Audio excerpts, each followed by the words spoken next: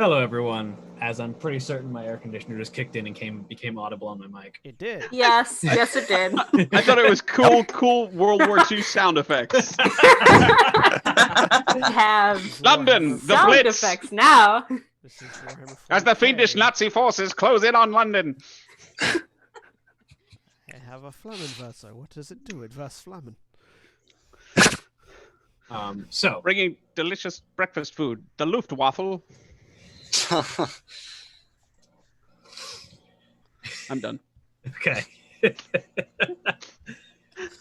Hello, everyone. Welcome back to Faustian Bargains, this Warhammer 40,000 Wrath and Glory campaign run by me, William, as your game master storyteller for this game story.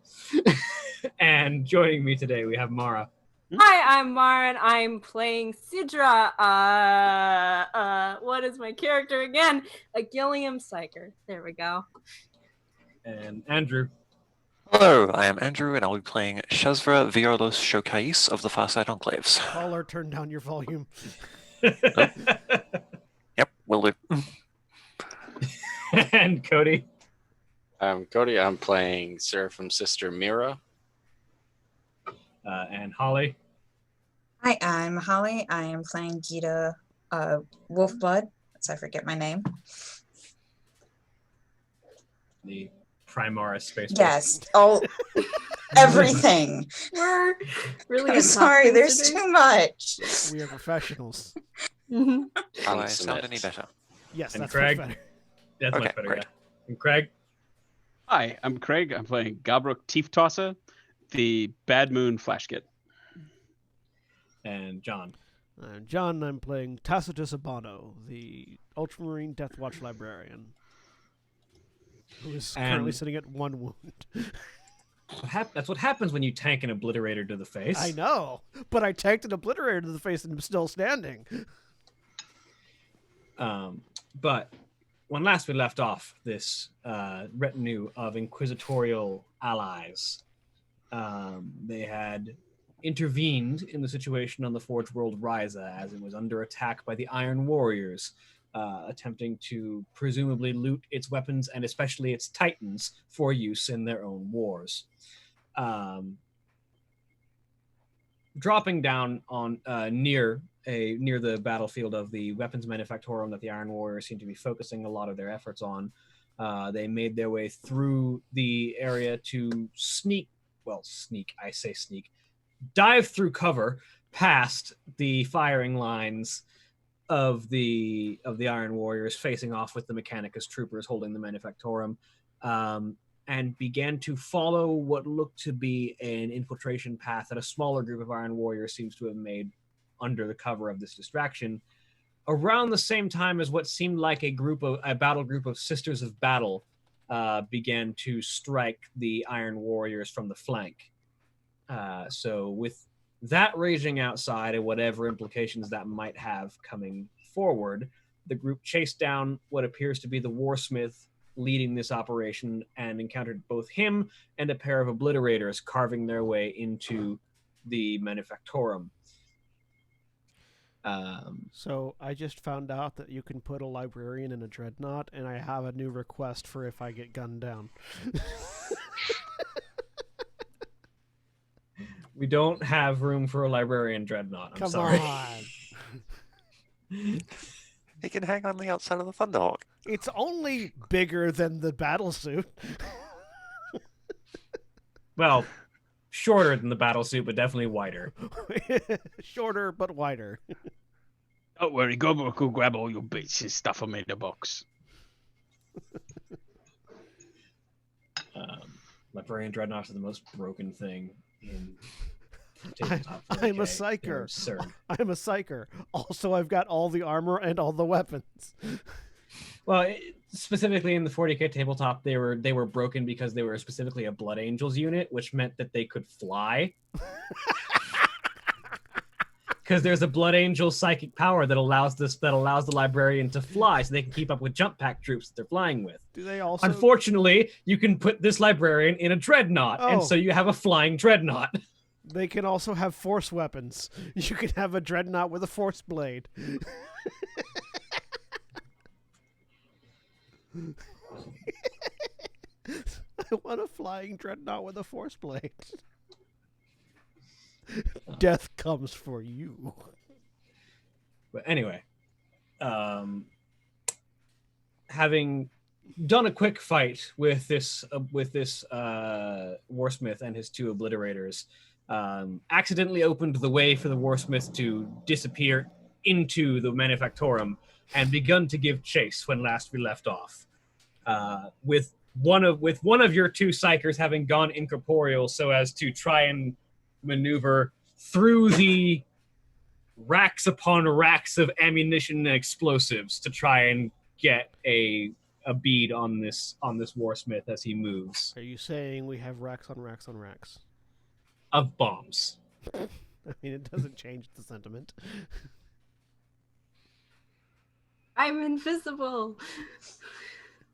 So yeah, I'm running through, trying to figure out where he went, because I figure this way I can go a lot faster. I am also running through, but not incorporeally. And we had turned the light on because we spent a rat. Oh wait, I have to decide what my goal is. Too. Oh Yeah. crap! You guys Hang need to on, figure- let me just you do guys- that real quick.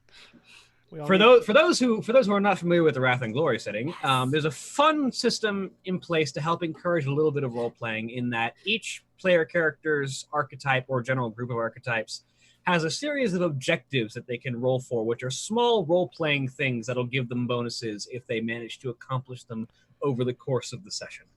Specifically, they will award them with more wrath, which is one of the resources they can use to not suck and succeed better. Also, we should reset our Wrath and Glory pools. Yep. Well, my goal is to verbally estimate the potential value of an item or person. So that's going to be fun.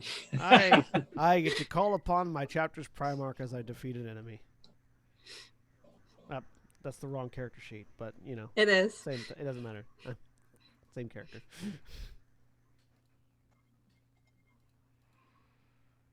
All right. So... What's one for you, Craig? I was just about to ask if anybody has the PDF open. My Yeah, I've computer got is it. chugging Yeah, so go ahead slowly. and roll a Yeah. d3. I'll pull it up for you. I'll have A it. one for Let's see you. here. A one for an orc is reminisce on the traditions of your orc clan and compare them to the current situation. Awesome. John, would you mind letting me know Yeah, on mine? you have to describe how the Codex Astartes applies or does not apply to the current situation. Which for a Space Wolf specifically, a lot of the Space Marine ones don't quite apply. So change that one basically to traditions of the route rather than traditions of the Codex Astartes. The route being the organization of the Space Wolves. Okay. I mean, for a Space Wolves, you could also just really focus on the do not apply part because they don't give a shit. Yeah. But basically, instead of the holy book of the Ultramarines, the traditions of your Viking friends. My objective is to bear witness to an act that I consider a miracle of the Divine Emperor, so I can't wait to see what happens. You have to also claim that it was miraculous too. It's like I Yeah, do. yeah. I do. Yes, the way you cleave that potato, miraculous. Toast. It was in the shape of. I saw the Emperor's face in my coffee. Oh, and the spray of blood. You know, whatever works for you. Typically, Anyway. if you see the Emperor's face in your coffee, it's because he's about to kill you. So I'm incorporeal and running through. Also, the Emperor's face is a skull The right warehouse. now, so that'd be really pretty fucking scary. With a bionic eye. Look, Yep, it's the yep, Emperor's face, or a skull servitor, one of the two.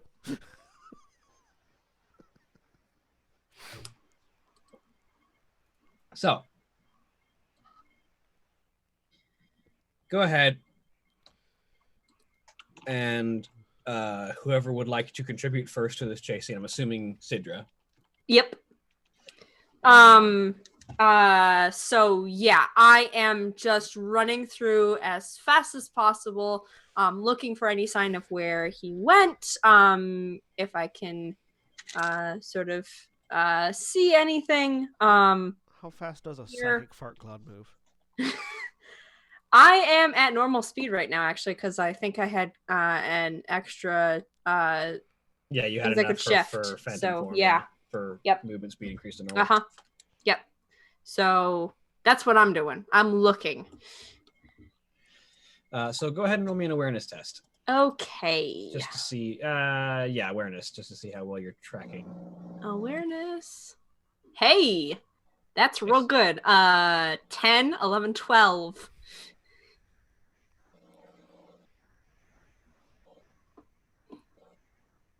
Let's see, 1, 2, 3, 4, 5, 6, 7, 8, 9, 10. Yep, 12. Damn. I'm really good at being aware. Also, I would like to spend my one bit of wrath to recover some shock, or to recover some shock. Yeah, you can roll to recover shock. I'll probably shift one of those into glory just so we get a start on our glory pool, and it seems like 12 is probably pretty good, Yes, so you I can can shift afford all to of lose those. 2. Yeah. You can afford to shift all of If those. you roll a 3 I on can your only D3, shift one do at you a get time, 2? though, right? No, you can only shift one into glory at a time. Yep. Yeah. So yeah, one into glory, and then the others into probably what are those in? Shifting dice. Let's see here. 2 into improve speed and 1 into gain information, I think. So I can go find him potentially faster, or figure out where he's going a little bit faster, and gain information if there's anything that might be useful as we are trying to catch up with this guy. Mhm. Seems like a good thing. So, as you sort of shift your way through these ammunition and weaponry racks, as you run at a full sprint through this facility, you begin to pick up the noise of the Warsmith as he moves through. This area is already very loud just from the background noise of machinery and servitors. Mm-hmm. But you do begin to pick out his specific motion.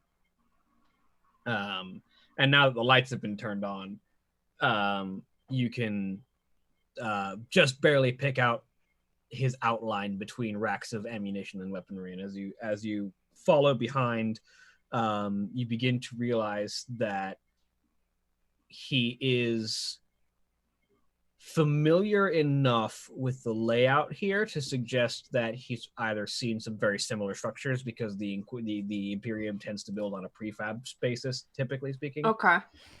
He's seen enough of these to know where he should generally be going.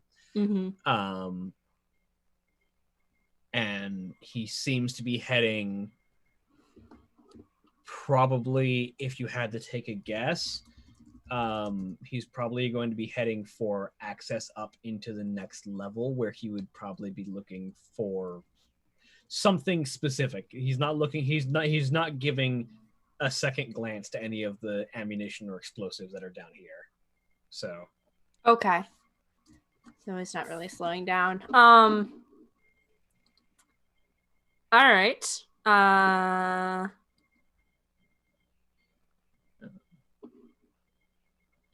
I will,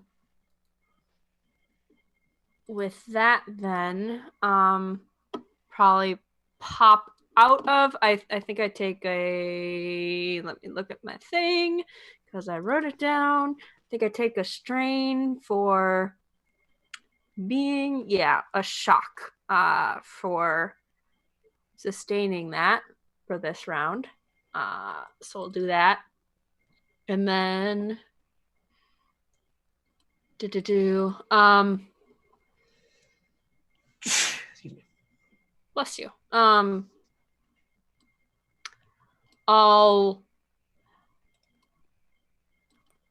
How close am I to him right now? How far away am I from the group? You've managed to clear several racks, so you've managed to, because you can just phase through them, you've managed to close the distance to him, but are you dropping out of Phantom form? I think I'm going to, yeah. Yeah, dropping out of phantom form means that you're dropping out in the middle of one of these aisles of weapons. Okay. So you're closer to him than the rest of the group, but you'd have to get around the aisle to really. And Okay. and then he's still like 3 or 4 aisles past you and still moving right now. Okay. And I gotta make noise, otherwise you all won't see me. Potentially. Yeah, I'm gonna shout back to the rest of the group, "This way!" and duck back behind the rack until I can keep moving. Next round, whatever. And you you start moving basically. Yep. Yeah.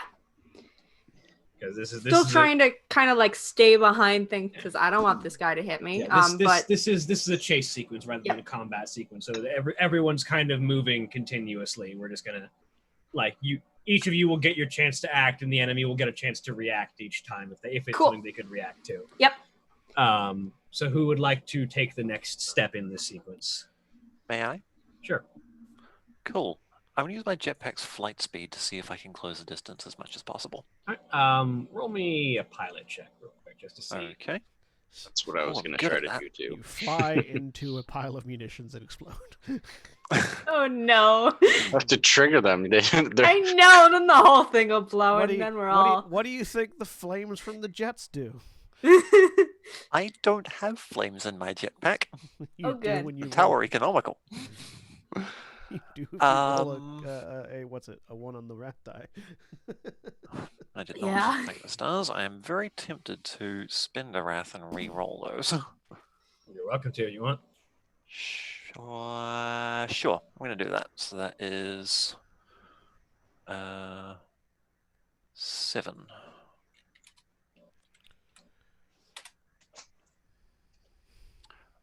Oh 1, boy. 2, So that 3. is That's a 1 on the rat die, 4. though.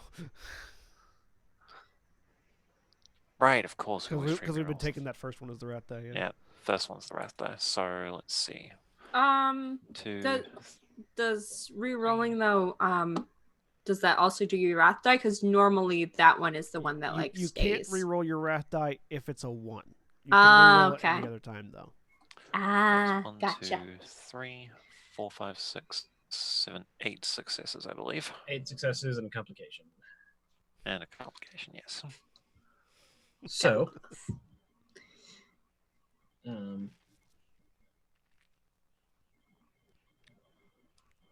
yeah, that's funny. Whenever a game master says that, I have questions. It's not helpful for me because I think everything's funny. So you kick off with your thrusters and immediately start moving, and you rise up high to try and get a better vantage point on the Warsmith as he's running, and you sort of round a corner and begin to sprint through the air after him. One of your stabilizers catches the edge of one of these racks, though. Oh no. And while they're large and heavy, they're meant for servitors to place things on them and not meant for something the size of a dreadnought to barrel into them or yank them when they get caught. And one of these racks of ammunition and explosives begins to tilt and tip as you sprint away from it at full speed. Sorry, you mentioned sprinting through the air, and I'm just imagining Showcase's battlesuit's feet just going as she's flying. Literal wind sprints. That is something that might come to fruition soon, but not immediately, as this rack is beginning to tilt and potentially fall and potentially knock over the racks that it falls into. Where is this rack in relation to... The one you're standing next to. Okay, so it's at the back, not the front. Yeah. Well, I might as well grab that and try to hold it still. Make me... Could I use my psychic powers to do that? Do you have a relevant psychic power? Well, a sail lets me lift and throw boulder-sized objects, so I figured some part of my telekinesis should be strong enough to stop a rack from falling. Uh,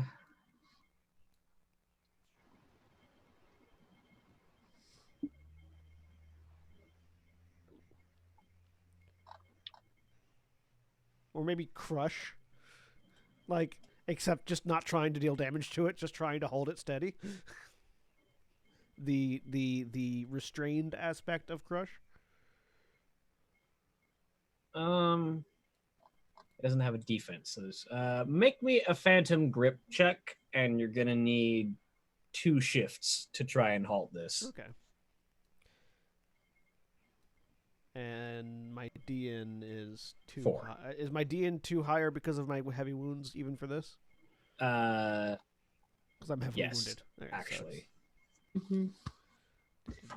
Let's give it a shot.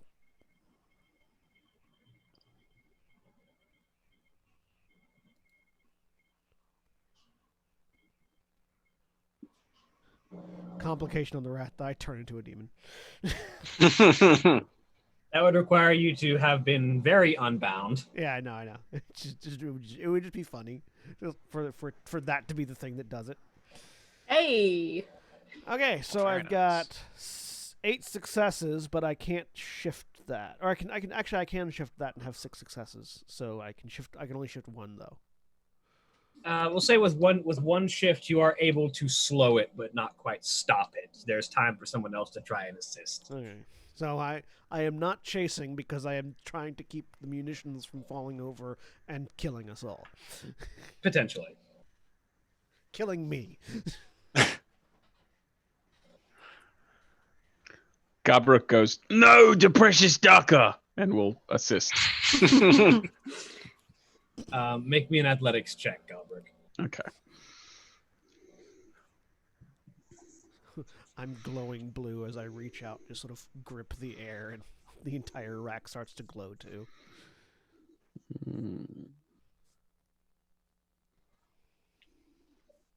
I think my connection is doing the same thing it was doing the other night, so be prepared for multiple rolls to show up at once. It was rolling slow for me too, so it's roll 20.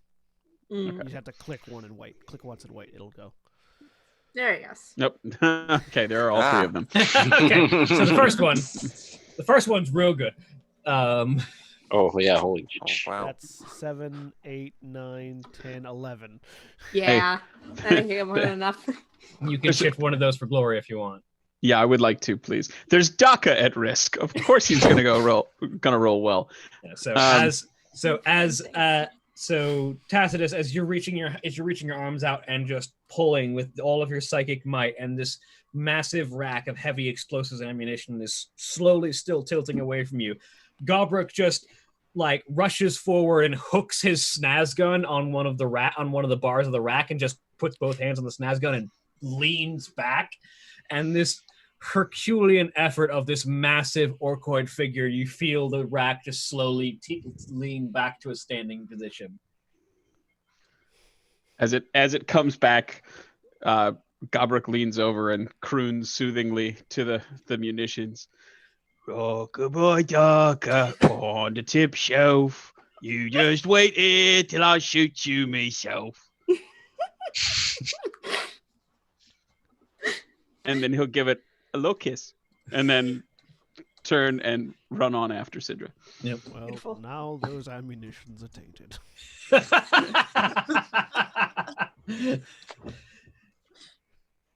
Who would like to do something next? I was actually hoping to close the distance with my jump pack as Okay. well. Also, roll me a pilot check. Okay.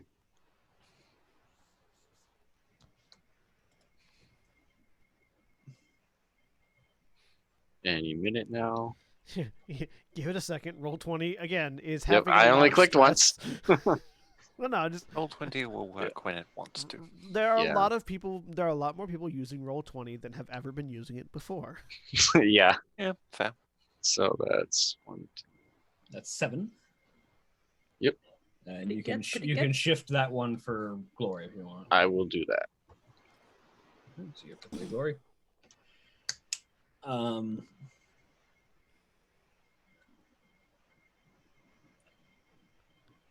So, yeah, you take off and follow after, carefully trying to avoid hitting any of the munition racks after watching your Tau compatriot almost cause a massive chain explosion. Probably a little Easier. bit easier for me to maneuver in here than it is for them. Probably Yeah, you're being much smaller. smaller. Yeah. Yeah. And the two of you are probably the closest to a clear shot, because while Sidra is closer, there's a lot more stuff in the way where Sidra is concerned. And it's at that particular point that the Warsmith looks over his shoulder at the group of you. Would I have been able to Portions of the sheath group of us. one of my swords and draw my pistol with my other hand? Probably, yeah. Okay. Looks over his shoulder at the group of you and just sort of pulls what appears to be a heavily modified pistol off of his belt and just fires it at Sidra. Eh. Or not Sidra, Mira. Because Mira's the one that's in the air and not obviously a battle suit. Who is this that just fired? The Warsmith. Yeah, the Warsmith. The guy we're chasing. What's your defense, Sidra? 6. That'll definitely hit you, and with Oh. 1 to shift.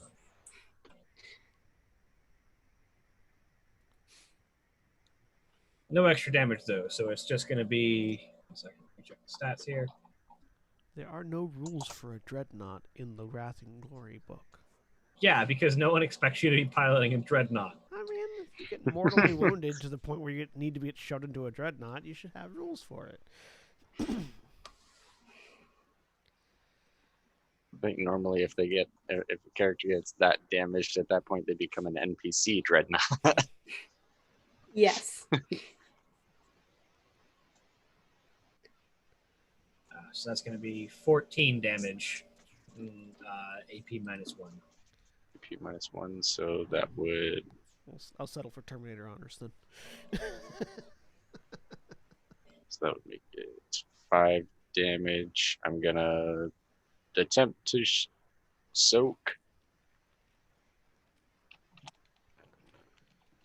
So it's just spending a wrath, right? You spend 1 strain, one shock. 1 shock automatically, and then make a soak roll. Okay. And every success will turn 1 of that wound into it. So that's all 5. Yep, that's all that's to all 5 shock. of them. Yep, all of it turns to shock. So that's 6 shock. To me. All right. Cool. And then I believe the only one who hasn't gone yet is Gita. Yes. What are you up to? I've been looking and I cannot find anything that will help me like move faster or anything. Well, what would you like to try and do? I would just like to get as close to him as I possibly can in 1 round. Just roll me an athletics check. Okay. Just to tear up ground. Nice. Yay. Oh, very nice. Kool-Aid man through these racks. Maybe No, not that. we don't want to run through them. We've established this. Gita is screaming, oh yeah.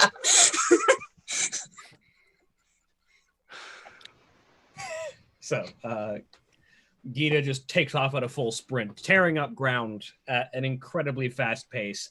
And super, like, even among Astartes who are preternaturally fast, Gita takes off at a sprint and is moving very quick. On the ground, is not quite keeping up with the jetpacks, but is definitely clearing a lot of ground immediately. At this point, the group of you are approaching and closing in with the Warsmith as he reaches the entrance to the next level. It's probably the jetpacks are maybe 20 meters behind him as he reaches the heavy doors up into the next level of this Manufactorum. Sidra is probably maybe 30 having had to have cleared around the corners of the rack that she had manifested in, and then another 10 behind Sidra maybe is Gita, and then bringing up the rear a good another 20-30 meters back are Gobruk and Tacitus. And as the Warsmith is making his way to the door, what is everyone doing?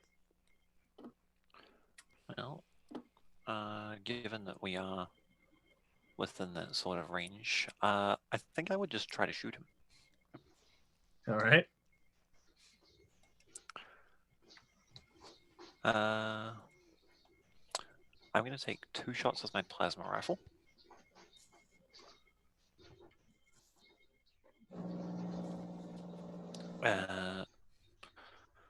So this is with 3 extra dice because of my Battlesuit Mastery and because of rapid fire.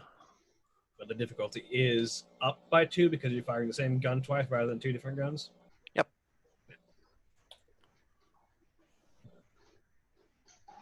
Nice. 7, 8, 9, 10, 11 successes. I am fairly certain that hits his defense, but let me confirm just in case.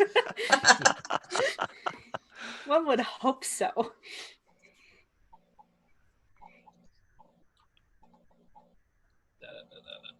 Inspiring champion.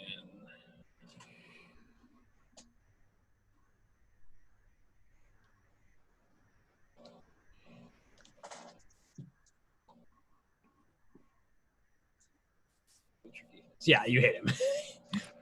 Cool. How many of those can I shift? There are 4 exalted there. All of them. Cool. I'm going to put 1 into glory and 3 into damage.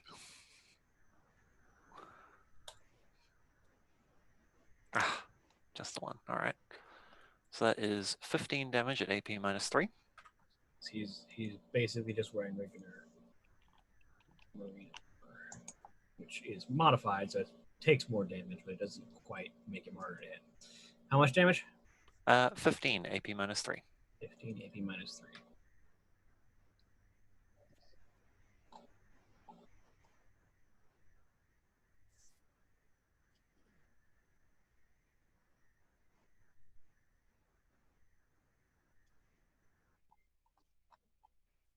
All right.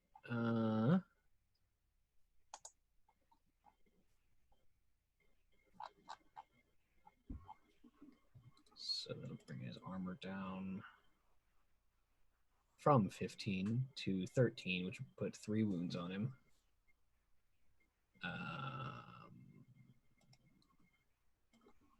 Yep. So he's going to take 3 of those. All right. That was the first shot. Yep.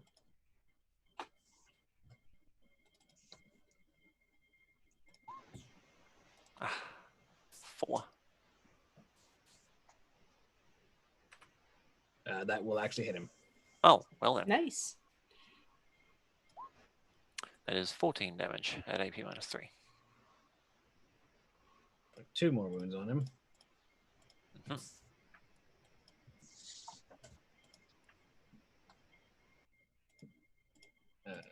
At which point...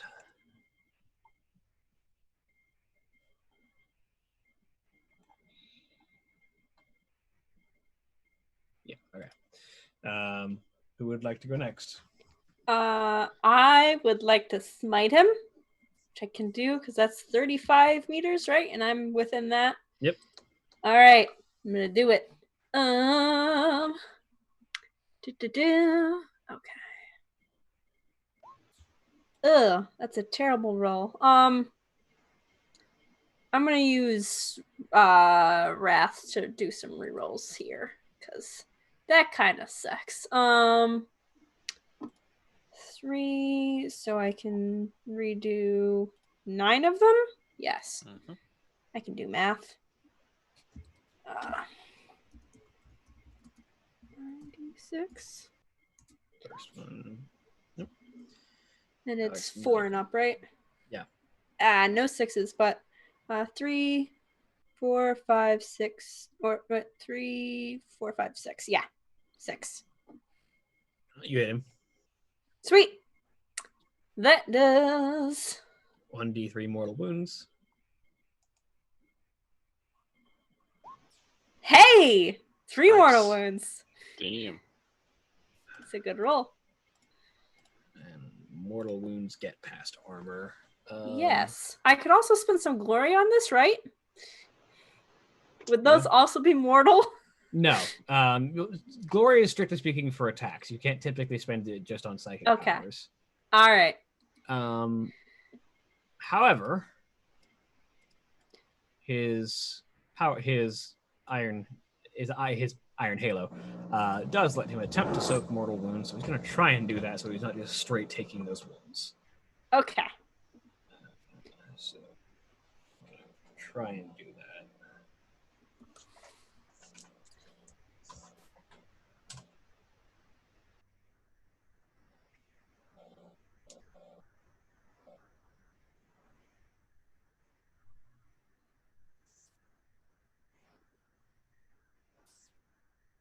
As Roll20 takes its precious time rolling the dice. Hey, there's some 6s. Oh, Yeah, he will successfully soak those, so instead of wounds, it will be shock. curses. All right. That's my turn.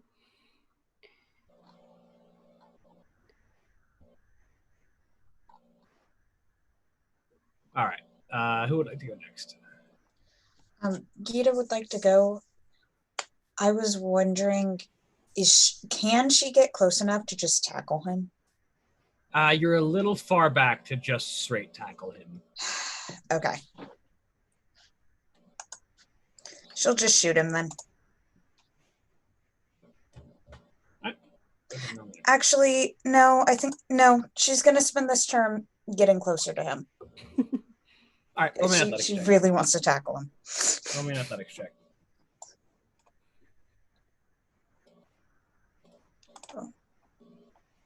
Nice. Nice. Wow, that's real good. Oh, sorry, my computer rolled twice, apparently. 10? 6, 7, 8. Yeah, 2, 9, 4, 10. Yep. 7, 8. Okay. 10 successes you manage to get basically right up next to him as he forces this massive door open and pushes through.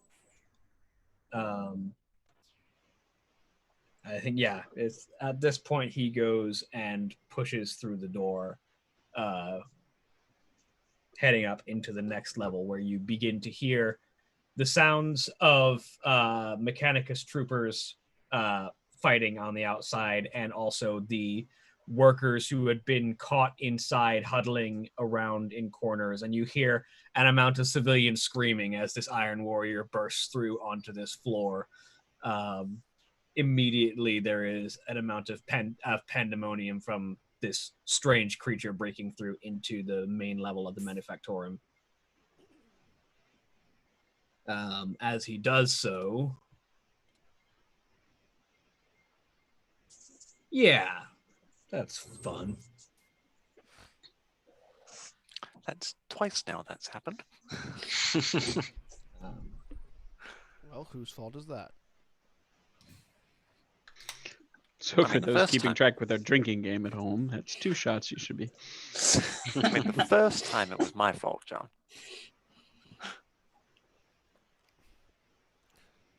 Okay, roll 20. Tell me how many successes he gets. Come on. The dice rolling will continue until morale improves. The dice roll will continue until the dice roll. There we go.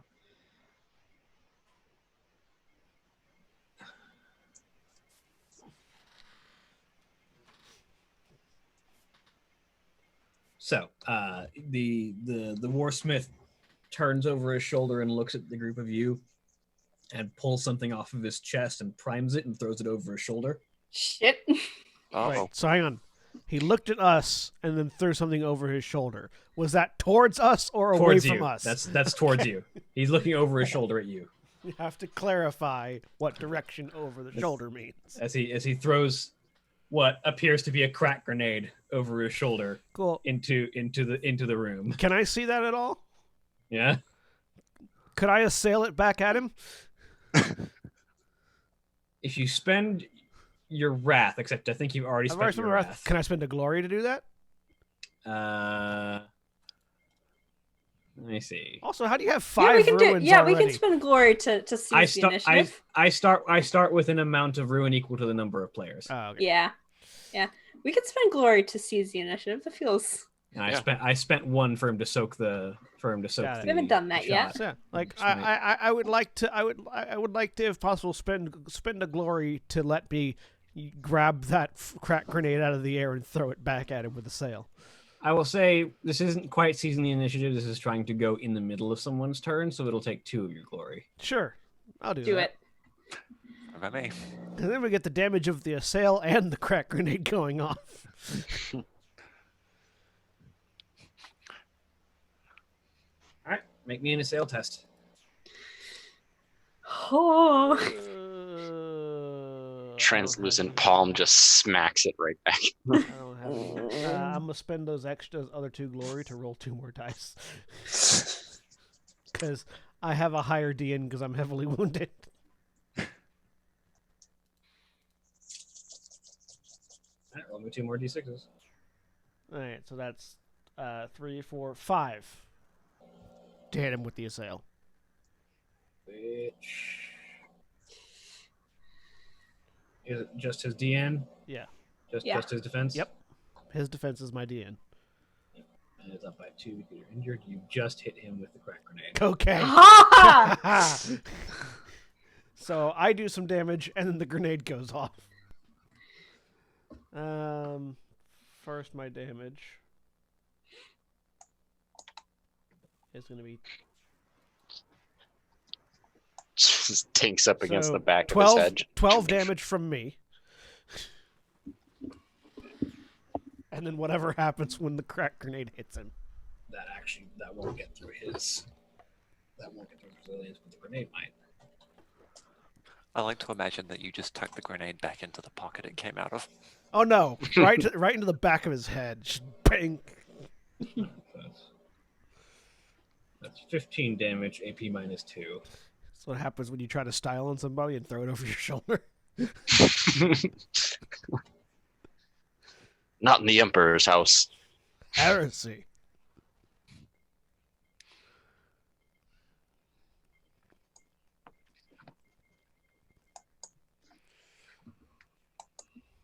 So yeah, that's gonna detonate in his face. He's still in the door, and also Gita is right next to him. So Gita, you're also going to take this damage. That's okay. Gita's a space wolf. She'll be fine. As long as he takes damage, that is okay. So it's gonna be 15 damage at AP minus 2. The Astartes knew what they signed up for. And that is taking a crack grenade in the face if it means the enemy gets it too. It's like a water balloon fight to normal humans. It's just grenades in the face. Those 2 wounds. And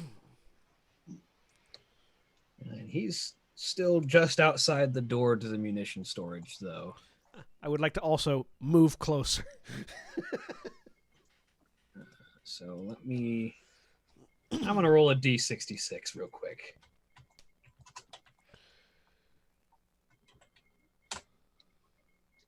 $61. What does that mean?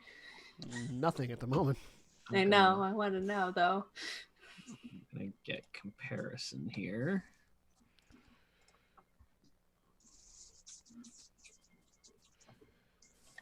Yep. Okay. So fortunately, munitions in the 40K universe are not all orc munitions, which means that they're not all just primed to detonate at all times. Aww. However, the explosion from the crack grenade does manage to clip some of the explosives that are on the nearest rack to the door. And some of them, not all of them, but some of them go off. Which then in turn sets some, but not all of the other ones off. And it's just a chain reaction all the way down the line. Yep. Yeah. I mean, between the racks too. So this is good. This is fine. That's okay. So are most of us. So with a 61 on a D66, I'm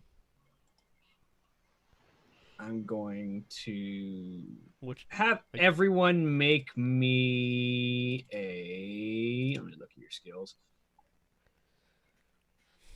I think I'm about to witness my miracle. Athletics checks.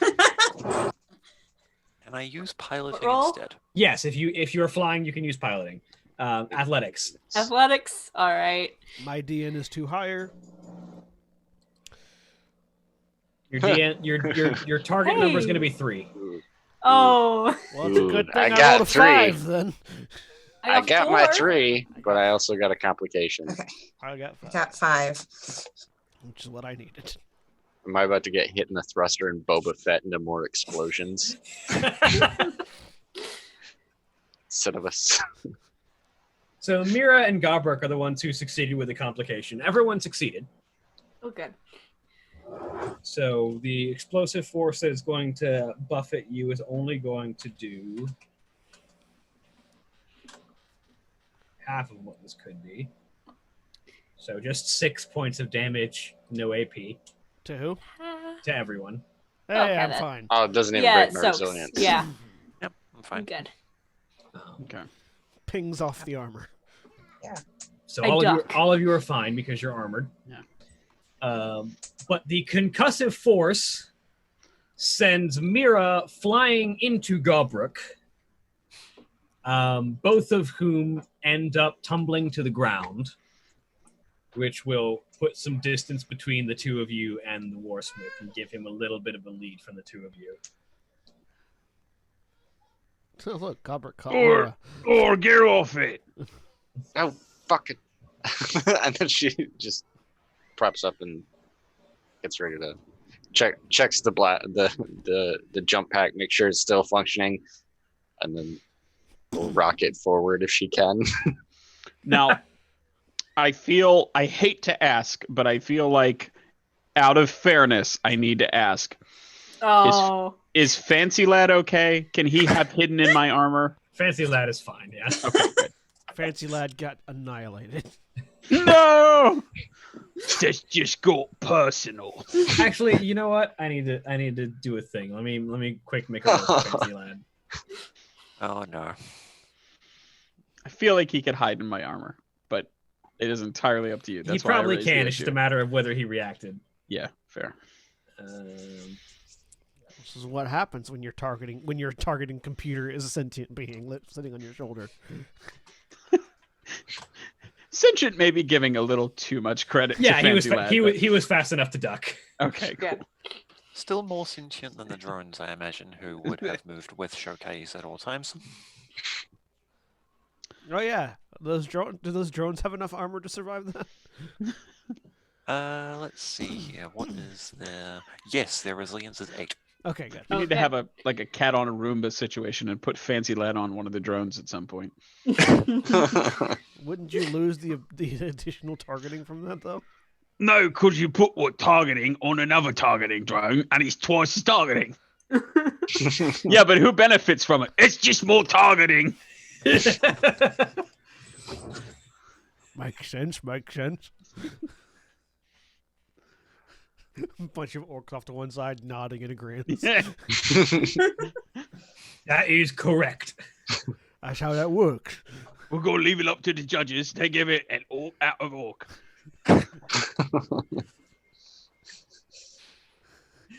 So, the Warsmith, through the explosion, still moving, continues to run into the main floor, and you hear the civilians who have been trapped inside the Manufactorum screaming as this Iron Warrior who has just been running out of an explosion, armed with weapons and explosives on his person, begins bolting through the area. Can Mira rocket forward, knowing that some distance is lost, but she's gonna level her heavy bolt pistol as she flies towards him. Right, you can probably make a pistol shot at him, yeah. All right, cool. I'm also going These to poor civilians. It's like Chaos Marine busts through, then a Sister of Battle, then a Space comes Marine, through just then she's- a Tau, And an orc. then an Orc, then another Space Marine, and a Mutant. Honestly, the mutant's probably the least frightening thing. I know, it's just like escalation, de-escalation. she's just gonna utter a quick prayer and say, Emperor, guide my hand while I smite your foe, and fly forwards so that she can use an act of faith. And so I get a plus rank to ballistics skills test for 1 round, so it's just a +1, I believe. At the moment, yeah. Yep. But I'm also going to use a reload for salvo, which I have a salvo 2 on my heavy bolt pistol. And fire. Called shot, I want to hit him in the knee. I know that raises, or in the leg. I know that raises the DN. That would raise the DN by, that's a 2. fairly large target, would raise the DN by 2, and it would add an extra ED to the damage. Yeah. So here's As the we attack. wait. Complication, but 6 successes. You'll hit. Now roll me a d66. Oh boy. Gun jams. 31. Wow, literally, you called it. 31 is weapon jam. I'm good. Requires a tech test, difficulty 2 to repair.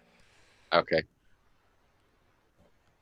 So I basically fire until it jams up, and then as soon as I do, just damn it, back on the belt.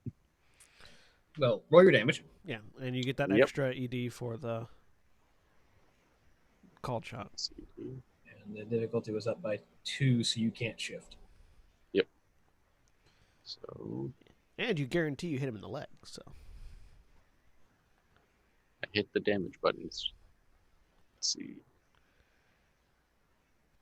No extra damage, so it's just 10. 10 Oh, minus hang 2. on, or brutal, AP so... minus No, they're both 1s, never mind.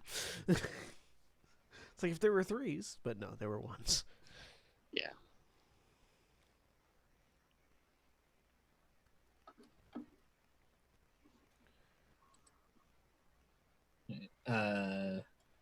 You guys are out of glory, so you can't even spend glory to increase that. That's one of the fun things about the marksman talent, which I know about because I've been looking at talents for my replacement character. But the marksman talent reduces the DN increase for called shots Yeah. by your rank to a minimum of 0 increase.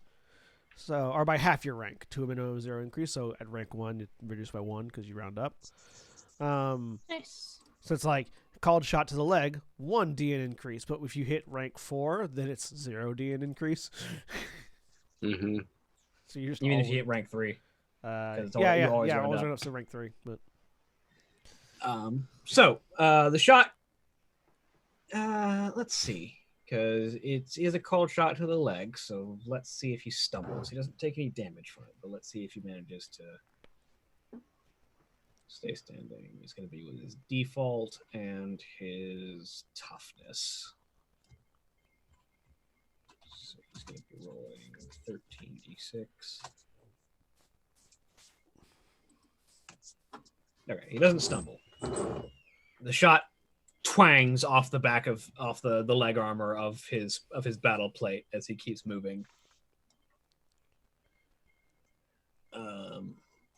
Who's next? I've forgotten how many of us have gone already. I've gone. Yeah, Sidra, Gita, Shokais, and Mira have all gone. Yep.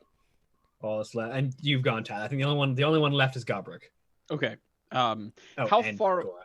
Yeah, because I think we're in a tangle in the back. Yeah. How far away are we? By this point, you're probably with the mountain that he's moved and you guys getting knocked off. You're probably about 50 meters back. Okay. Can I move 2 meters and shoot? Is that your range? Yeah, it's 48. Yeah. Your speed is how many meters, so your speed is how many meters you can close. So Okay, I know, but I mean, my speed is 6, but yeah, I although I guess I'd be at a movement penalty, right? yeah, but you can still move 2. You can still get within your range. Okay, but I'm at my point is, am I at a movement penalty for firing my weapon? Is your weapon heavy?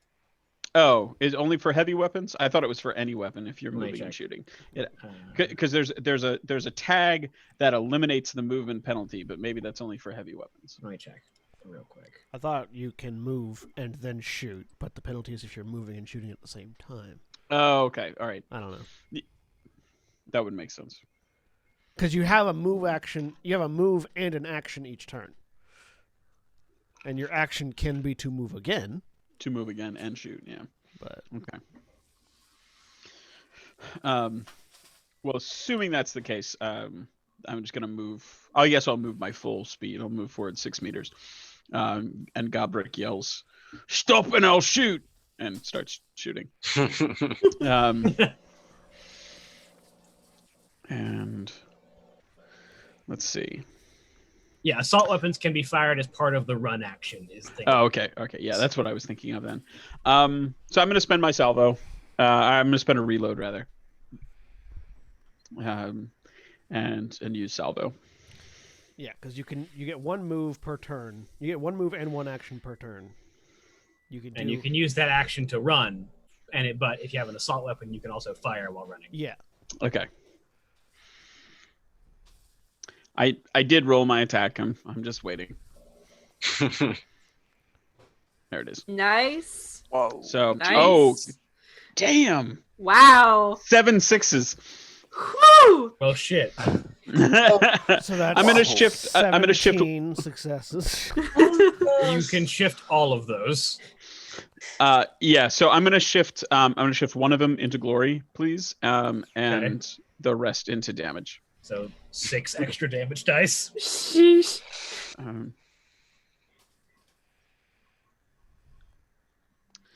And Galbrook can't do much, but he can shoot guns. Ah, wow. Okay. That. You want to spend your wrath to re-roll those damage dice? Yes, yeah, please. do it. Not much better. Wait, what? Nope. Why is it? Oh, because I got a 4 in there. Just roll 7d6 in there. Yeah, roll me 7d6. Okay. Yeah, you actually just rolled the full damage again.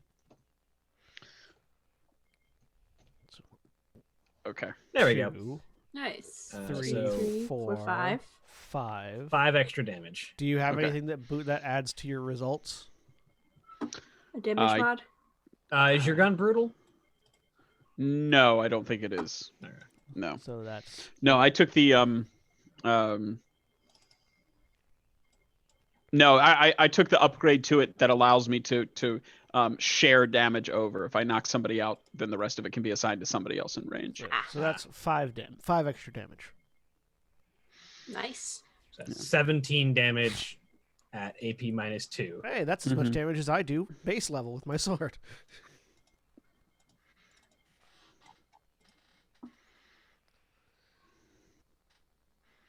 How's he looking? Well,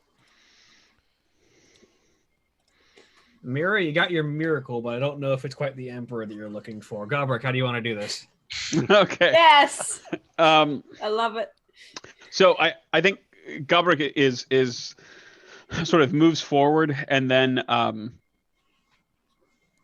in the barest amount of accounting for the fact that almost the entirety of the rest of his squad is in the hallway between him and his target. We'll go, everybody who don't want to get shot down, and then just opens up and sprays the entirety of the hallway. And is the weaponsmith running? Yeah, he's running. So it sounds like most of the party in front of Gobrick are actually in the air. Yeah. So he'll crouch down and kind of spray a low hail of bullets, which take the legs out from under the weaponsmith and knock them down onto the ground. So, while there are still a couple of people on the ground in front of him, so as Gobruk leans down and just sort of sweeps the snaz gun with the trigger fully depressed, just braka braka braka braka, as he spins as he sweeps the snaz gun. Get it right. And miraculously, no one else gets hit. Several other things get hit, but no one else gets hit as the snaz gun's hail of ballistics just tears down this hallway. And with a sound, it's sort of like hail on a car. This sort of rapid thunking noise as the heavy pounding of the snaz gun's fire sort of takes the lower half of the Warsmith out from underneath him. And as he's running, his legs just go out from under him and he collapses forward in a rapidly spreading pool of blood as his legs just explode from underneath him. Were we able to tell, it might have been hidden by a helmet, but were we able to tell if this Warsmith had any cybernetic implants? Like cranial implants? I'd be hidden by his helmet. I didn't know if we could tell or not. I've been running this entire time, slowly, but still. Just I want to see if either me or Gita can be the first ones through that door, so that the first people, the civilians or the workers on the other side, see our space marines and not Xenos. Oh, Gita was already there, so yeah. Gita would be the first one through the door. Good. Just Okay. want to make sure. I want to loot the body. Yeah. Yeah. Gobruk will join you as soon as he can catch up. Actually, I'm gonna once I get there, I'm gonna try to take the helmet off and look back at Gora. Contact the Inquisitor. Let him know the Warsmith is down. Let's make sure that this is the right one. Gora has a hand to her ear as she's listening to something. Already notified him. Looks like reinforcements are already on the way, and cleanup is already happening with the forces outside. Excuse me, pardon me. Just looking for gold teeth there. I wouldn't touch his skin if I were you. Okay, I'm just looking. So, pulling the helmet off. Underneath, the face is blocky and strong. The typical features of an Astartes. Almost no sign of chaos corruption is visible underneath on the flesh beneath the helmet. Oh, he looks fine. In fact, the lower jaw appears to have been replaced with a series of cybernetics as the complete, there's, instead of a lower jaw, there's just a metal slab and a Vox grill, where his lower jaw once was, presumably because it was taken off in a fight or maybe started to become corrupted and he just replaced it. Mm-hmm. Ooh, you can sell that, I'm attempting to get whatever shiny bits might be there, and I am attempting to fulfill my objective there, verbally estimate the potential value. I think you could trade that for, the orc might want that, so then I could, trade him for a weapon or get him to fix mine. Sidra, I heard you talking about gold teeth. If you want teeth, all you has to do is ask. And Gobruk punches himself in the jaw, knocks out several teeth, and hands them over to Sidra. Thank you. You done good back there. What with turning off sneaky like. Does it look like the cybernetics go any further than the jaw, or is it just the jaw? There's an amount of wire plugs in the back of his head that seem to help connect with his armor and augment his capacity within his suit, especially connecting to the servo arm on his backpack. Oh, yeah. What I'm trying to see is, I'm trying to see if there's any computer in the brain that might have recorded data or anything. Probably not. Okay, good. That's what I'm checking. In addition to the servo arm, what else does he have on him? And aside from his power armor, there's the servo arm, the modified bolt pistol that he's got. That seems to be a combi bolt pistol of some kind, and the equivalent of a power fist or power claw that is on his left arm. Appears to be some kind of crushing device. Gabrick will sort of lift up that arm and start tugging to see if he can get the claw off or the power fist off. Make me a... Let me see. So while Gabrick and Sidra are looting the body and while you're looking at things, I'm going to step past them to... so that I'm between them and the civilians or the other workers. Yeah, Gita's going to go straight to the civilians and check on them. Make me a weapon skill test, Gabrick. A weapon skill test. And I'll look over at Gita, who's going over there. See if there's a safer place for them to go. 4? She'll nod. Yeah, you managed to pry the power fist off of the Iron Warrior. All right, with a satisfied grunt, Gabrick pulls it off, looks at it, grins, and turns to Sidra, who I would picture is still going through the rest of the armor, right? Oh yeah. Mm-hmm. And Gabrick says, "Oh, this reminds me of the best joke me lad Hebby ever told me. I will tell you about Hebby. He's a funny boy. He's told me, oi, what sound does a power fist make? That's the part where you say, what sound does it make? I punch you in the face. Okay.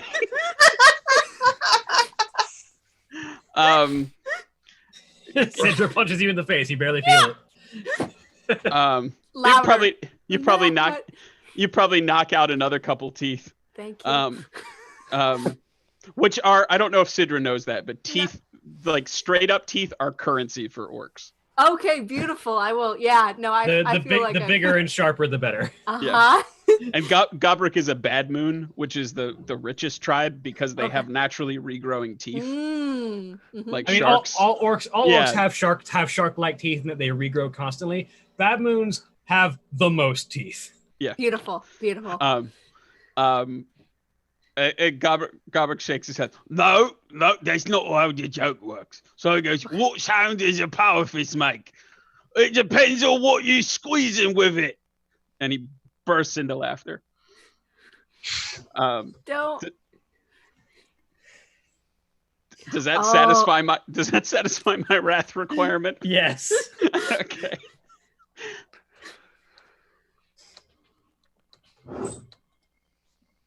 Mira is off in the trying to fix her gun quickly.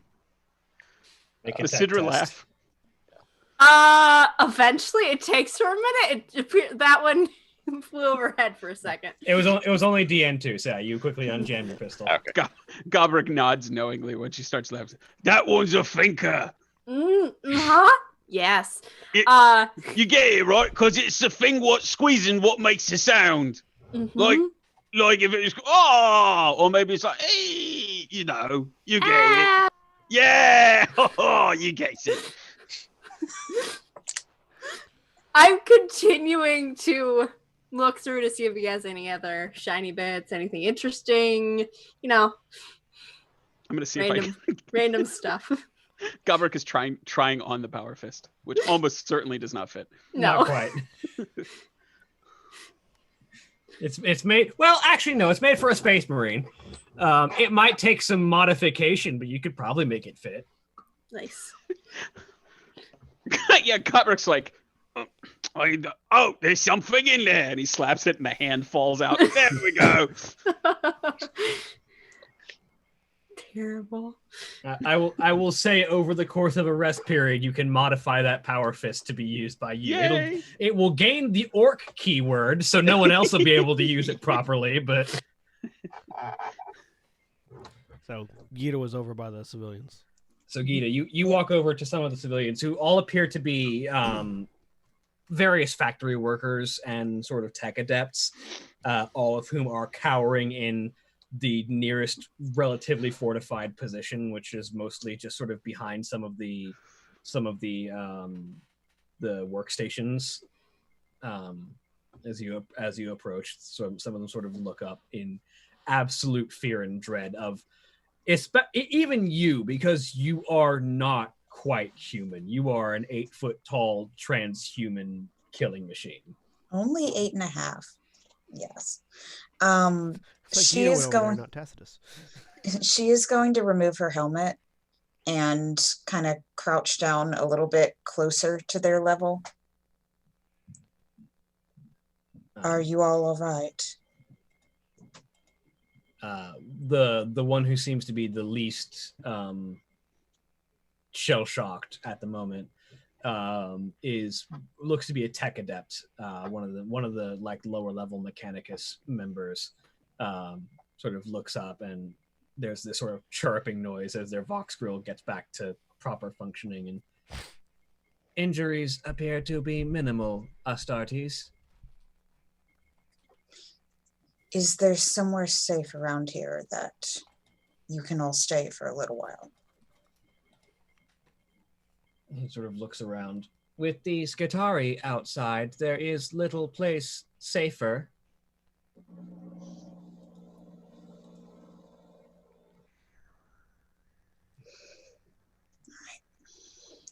She'll nod. Get up and go to... John, what's your character's name? Tacitus. I can't retain information tonight. Sorry. She'll walk over to him. There's nowhere else they can go right now. Then we'll have to hold this entrance until reinforcements arrive, or until the Skitari finish dealing with their fight outside. At that point, that you hear the sound of shattering glass.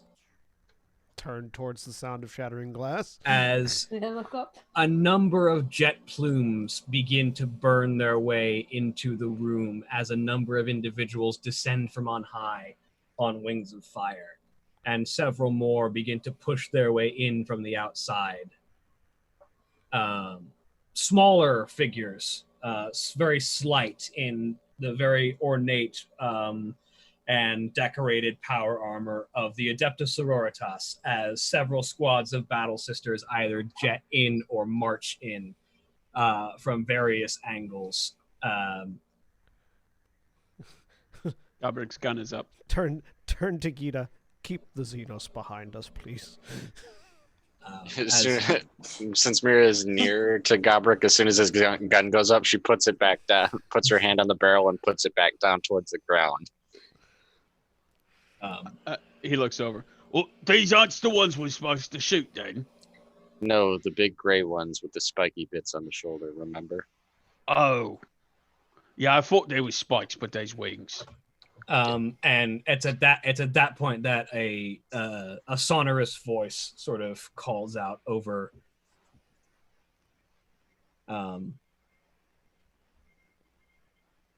I had suspected that you mutant kin would be present when your traitorous brothers were around, but I did not expect to find you in the company of Xenos. And I certainly did not expect to find one of my sisters there as well.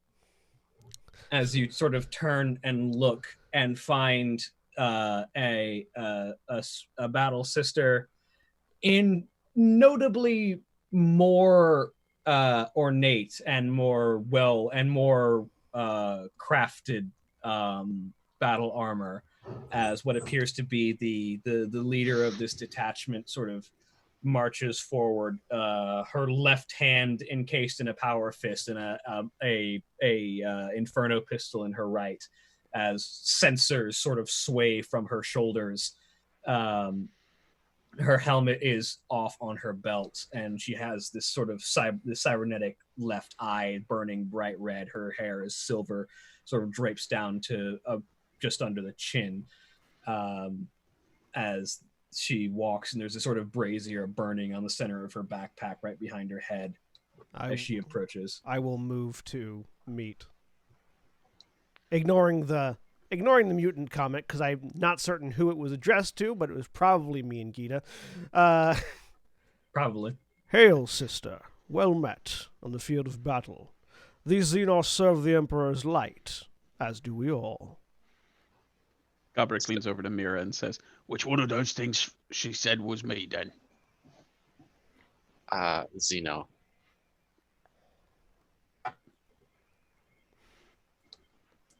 And then she'll step forward towards the battle sister as well. Mira, as a sister of battle, you would recognize this as a canoness. Yeah, that's why I'm probably going to wait till she addresses me. I'm assuming that's the typical.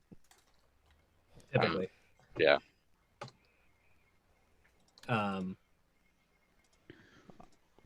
I am Epistolary Tacitus Abano of the Death Watch, in service to Inquisitor Furiel Faust of the Ordo Malleus. And she looks up at you with this steel gaze, doesn't even seem to remotely have that sense of dread that most normal humans have when looking at a transhuman. Oh yeah, I wasn't expecting her to. And says, "I am Canoness Ilaria Adastia of the Order of Our Martyred Lady." And she looks up at you. "If this Inquisitor of yours is consorting with Xenos, perhaps he requires his own attention." I will leave that to your divine wisdom to bring up, Canoness. However, and I will indicate towards the dead Iron Warrior. I have scuttled away from the body by this point. Nope, I don't want to be there. Our information has indicated that these Iron Warriors sought to harness the weapons manufactured here in order to take the Titan Manufactorum upon the planet. That would be their next destination. We halted the Warsmith before he could acquire any further munitions, as well as 2 abominations at the entrance that we had come through. So the taint of the warp has already entered this facility? Not fully, only near the entrance. Such things spread in insidious ways. I am aware.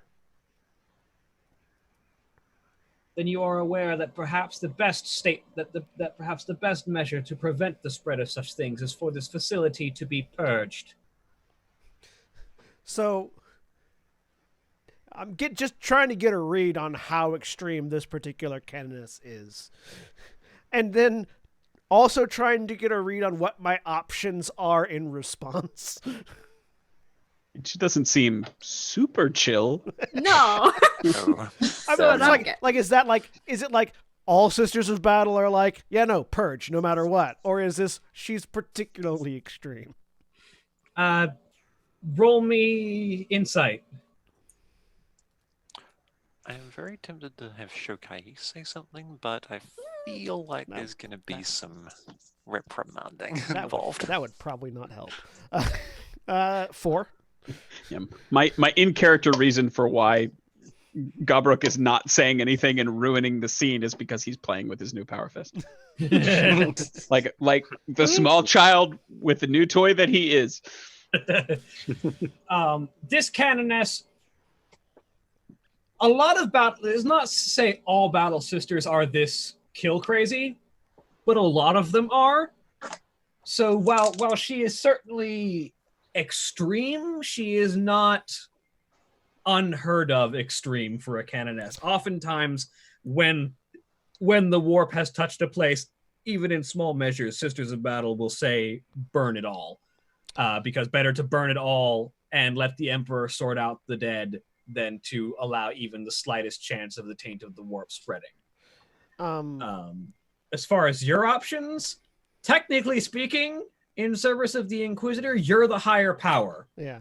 Whether or not she'll agree to that is a different story. And also in specifically in regards to the taint of the warp, would that fall more under the Ordo Malleus or the Ordo Hereticus?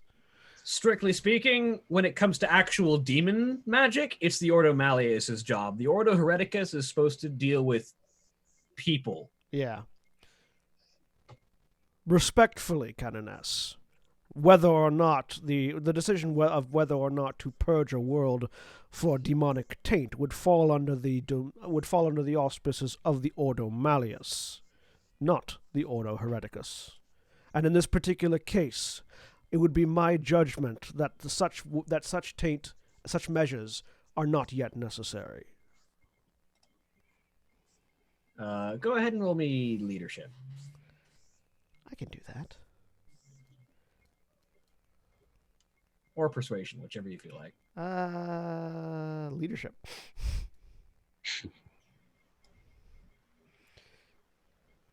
Nice. So that's 10, 11, 12, 13.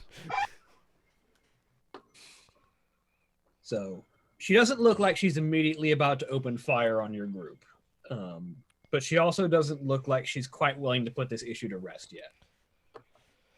As she sort of looks around. I will, during the conversation, I will remove my face grill and hood so that it's more the vision of Gilliman? Of Gilliman standing before her than just a faceless Space Marine.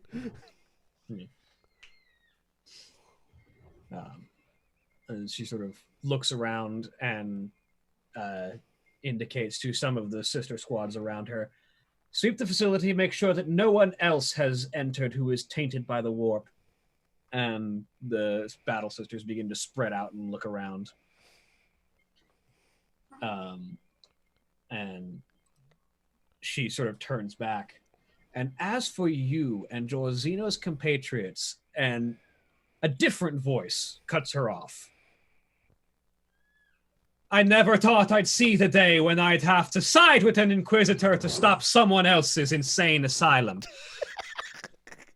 As a loud, strongly accented voice rings out as the sound of heavy metal boots begins to march from the opposite direction. As you turn, you see the ice blue of the Space Wolves beginning to approach, and with their leader at the head is Inquisitor Furiel Faust. Greetings, battle brothers. And to be fair, how many spikes do they have? more bones than spikes. Oh, good. Okay. At the sound of no spikes yet, also not gray. At the sound of the yet another unfamiliar voice, Showcase's drones would switch back and forth between the Canoness and where the new one is, and then when she actually spots Faust, they all just clamp down onto her person. Everything is fine. Situation normal.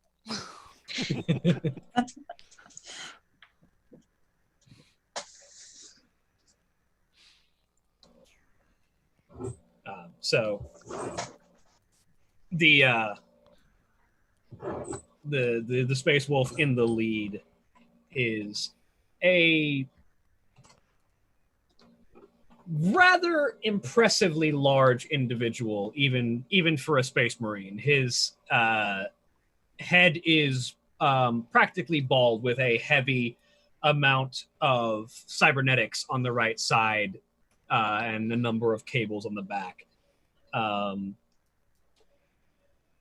He walks with a pair of heavy lightning claws on both hands, each of them bedecked with wolf skulls on the outside. His sort of steel blue armor has like a long red cloth around the waist that extends down to several purity seals marking it. The pauldron on his pauldron is black with the white symbol of the symbol of the Space Wolves in white, which is presumably a denotation of which great company he is from. The banner that his standard bearer behind him is carrying is red with a black backdrop in center, with a standing wolf, a wolf rampant made of metal, with the banner underneath reading Iron Wolf. And as he approaches with Faust at his side, he looks over at the Canoness. Put down your weapons. We have no need for a repeat of the months of shame here, but with the sisters instead of the Inquisition. The canoness looks around, seeing that her battle sisters are rapidly being outnumbered by the numbers of space wolves, and grudgingly lowers her Inferno pistol as the tension rises, but the potential conflict seems to be de-escalating. Look over towards who I am assuming is the leader of the Space Wolves at the moment. How fares the opposing front at the Titan Manufactorum? Do we know? The battle is still raging, but the rout will have them turned in due time. My inquisitorial friend here, he says, looking down at Faust, informed me that our presence might be needed to defuse a dangerous situation. And he looks over at the group of you, and I begin to see why. You are a dangerous one, Inquisitor Faust, if you are working with these kinds of Xenos, and I understand why the sisters might be trigger-happy, but it is good that you are trying to mend bridges.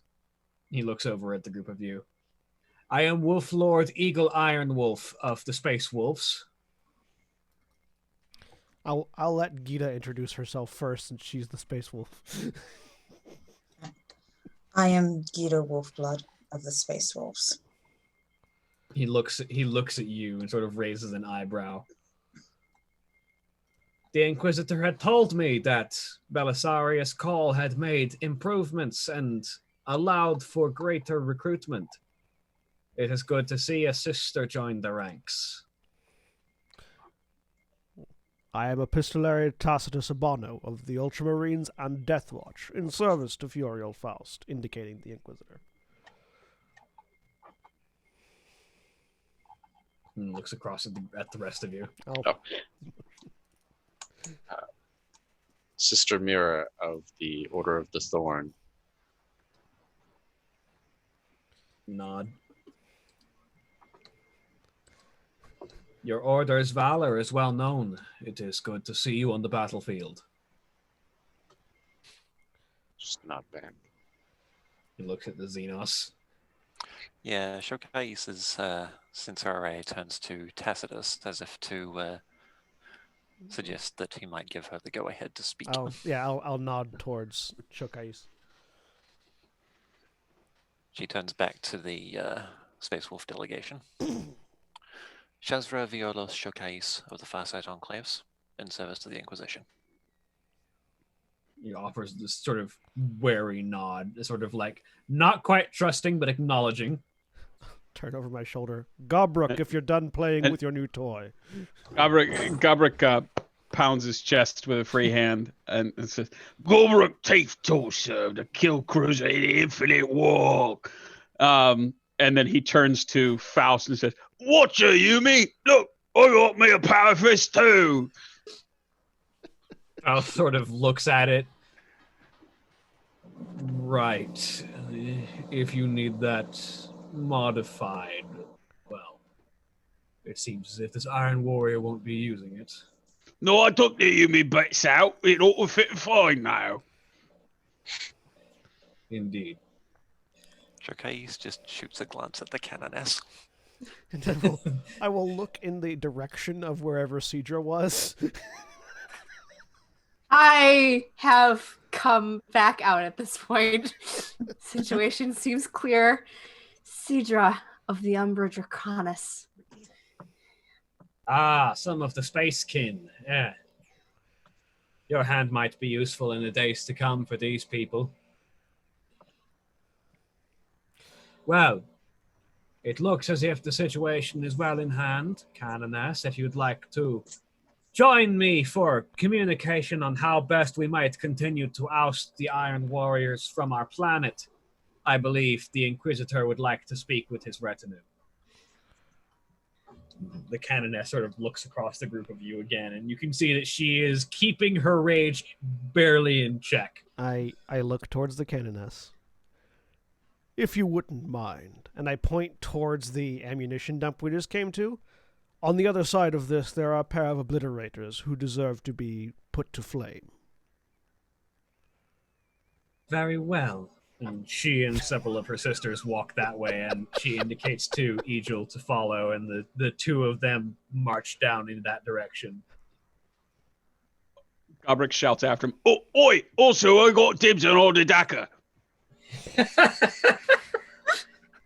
They don't respond. Gabrick takes which that is silence for probably- assent. Which is probably better. Yeah. Yeah. I think that was the miracle that I just witnessed.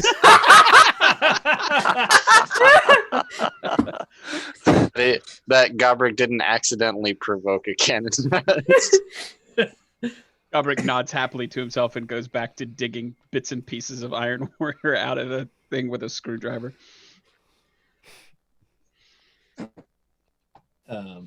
So the as the two leaders of the Space Wolves and the Sisters of Battle move off, Faust approaches the rest of the group, nods at Gora, who sort of lets out a relieved sigh that no one's getting shot right now. And sort of looks across the group.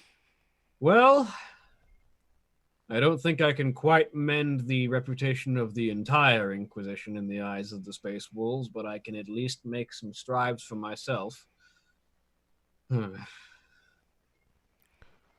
Nonetheless, you've done a good job here. With this Warsmith dead, the Iron Warrior's plans will be hindered.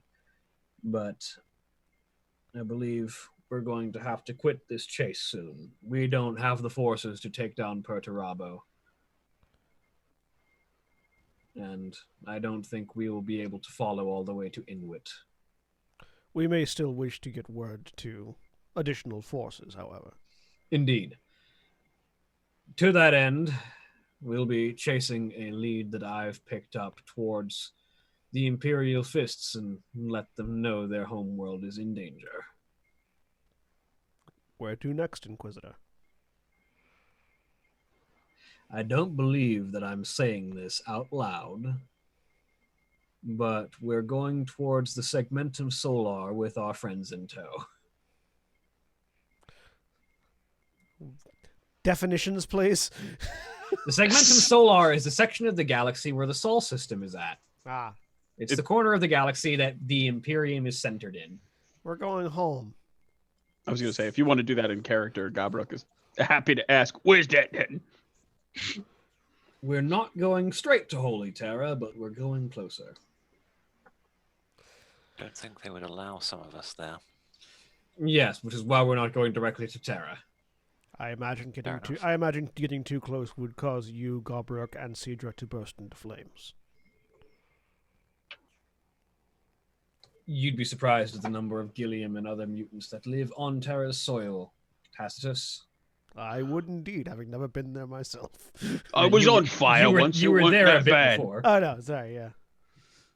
Yeah, I Oh no, went that's there. right, we were there. You saw me we were there. there. We were there. Never mind. It would just scratch that then. Just Gabrick and Showcase. the two of you. Would you believe me if I told you that actually the orcs held Terra at gunpoint at one point? Yes.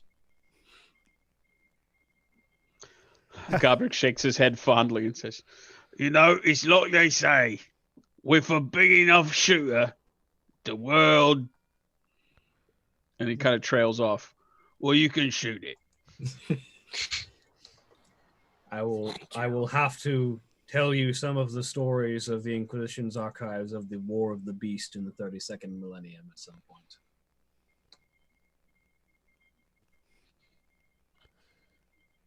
Well then. Yes. But I think we're going to quit this world. Taking a last glance at the Iron Warrior. Should we leave that for the sisters? I think an offering to allow them to vent some of their frustration by burning his corpse might be good. Look at Gabrick and Sidra. Don't loot anything else off of it. Sigh. I've Alright. I think I got all the good beats. I've signaled Tanrivalda that it's safe to bring the Thunderhawk in. So once she arrives, we will be leaving. William, Tacitus not being one to say anything because he's a space marine. Where would you go once you have become more wounds than man? The Apothecarian. Cool. That's my first stop when we get back aboard ship. Or whatever form of Medicae the ship has. On a Space Marine battle barge, you'd say the Apothecarian. But presumably there's some form of Medicae on the Umbra Draconis. Again, not saying anything, and I'm just gonna, when we get back to the Umbra Draconis, I'm just going there. Yeah. Weirder question. Are there drinking fountains here and or a sink? Water reclamation units probably exist around this area, yes. Gita? I come up to Gita and I poke you in the shoulder, which you do not feel. Gita. And also poking in the shoulder requires you to reach up. Yeah, then I go for like your elbow.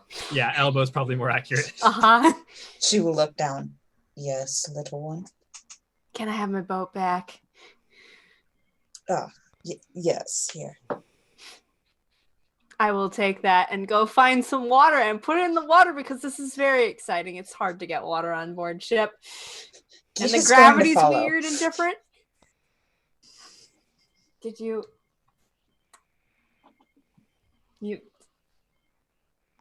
just fill it up with water? You fill the boat with water? No, the sink. God.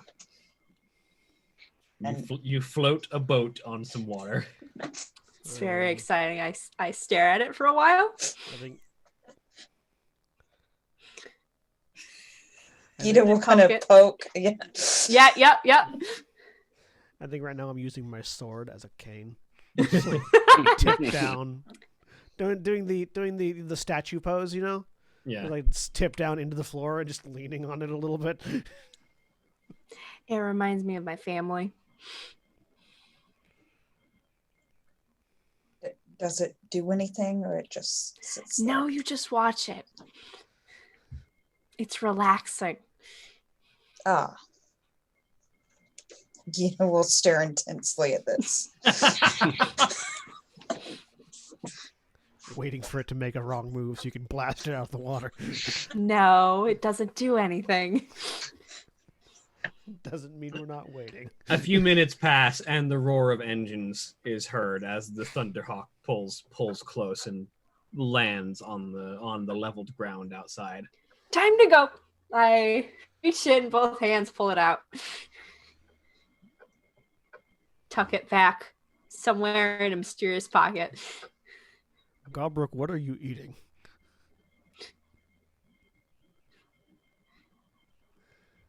You mean, what is Craig eating or what is Gobruk eating? I just like to assume that whatever Craig is doing, Gobruk is doing in the background.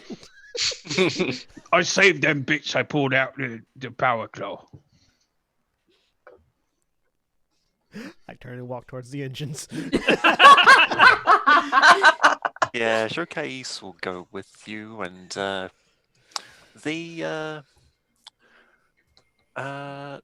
the plasma rifle on her right arm, she just folds that back so that she can actually use her the hand of the battlesuit freely. Offers that to Tacitus. Do you need assistance? I'm fine. Very well. Cycles the plasma rifle back. Because the suit keeps me standing. The suit is doing most of the walking for you at this point. Oh, yeah. Faust sort of looks over. You'll want to find your way to Sister Sariel when you get back aboard. Will do. Sheaths the force sword. Finds a seat. Crunch. Yep, buckled in. Everyone buckles in, and Tonri sort of looks. Tonri's voice comes over the ship box. All right, hope we're ready to quit this Forge world because looks like the Titans are active. So I don't expect the Iron Warriors to be moving much longer. Probably not. That's a good thing. look out the nearest window to see if I can see any of the Titans. As she pulls out, looking out one of the before she makes a point of not quite closing the ramp so that you got a decent view. As she lifts, and you just as she turns, she gives you a perfect view of this massive skyscraper of a siege engine. This sort of vaguely human shape, sort of hunched forward, as the Reaver Titan, which is many stories tall and sort of this has this sort of like hunched back forward facing shape with these wide shoulders and a massive missile launcher on the hunch of the torso and a massive super bolt cannon on its right arm, begins to stomp in this earth-shaking fashion out of one of the massive Titan gates of the Titan Manufactorum. And there's this ear-shattering noise as its cannon fires, and this, as bullets the size of small ships fire at the speed of a Gatling gun. Yeah. She just kind of gives like a There's your miracle, and walk. sister. No, I already witnessed that. It looks less like a weapon and more like a moving city. And then the gun starts firing. Yep. I retract my previous statement. It can be both.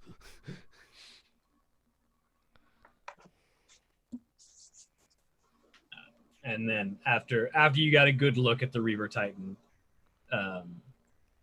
the ramp closes and the Thunderhawk takes up into the sky. And that is something we most definitely do not want falling into the hands of chaos. Absolutely not. No. So noted.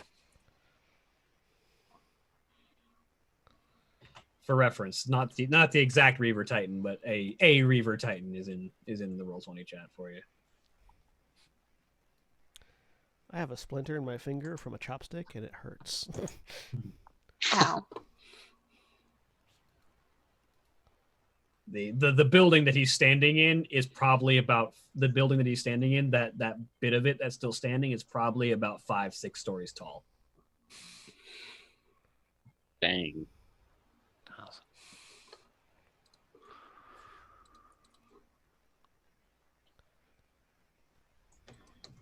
And that's not even one of the bigger Titans. That's like second from the smallest, actually. For audience reference, imagine a church comes up to its crotch level. Roughly, yeah. And not like a small like country like one room church. I'm talking like a Cathedral, yeah, a cathedral.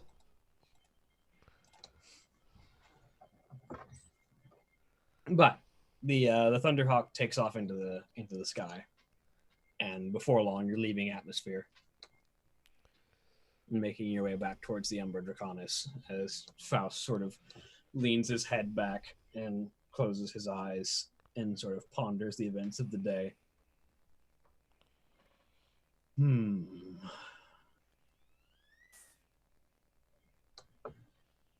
Well, your task has certainly been an admirable one. I've also picked up additional leads and information from my interrogations of the Iron Warriors I managed to capture over the course of this battle. And from what I can gather, there is a threat moving towards the Segmentum Solar with potential dangers that could stretch as far as Terra if we do not move to stop it. Something more insidious and less able to be noticed than a simple army. That sorcerer we met. The sorcerer is indeed dangerous. Ahriman is one of the most powerful psychers the Imperium has on record. But he himself, no. Though I fear that his involvement in the events that led up to this means he will not stay away from the events we are going into now. But no. You'll be looking at a somewhat more human touch in the coming days, as it seems that the organization once thought destroyed by the respectable and well-known Inquisitor Gregor Eisenhorn, the Cognitae, has reemerged. What are the Cognitae? Do you ask that in character? No, I'm asking that as a player. Roll me a lore check. I'd like to try that too, just to lore see. or scholar? Scholar, yeah. Scholar, yeah. Speaking as a player, I know what those are. Showcase, however, is probably not even going to bother rolling. Scholar. Four successes. Oh, I Right. got 2 and a complication. I haven't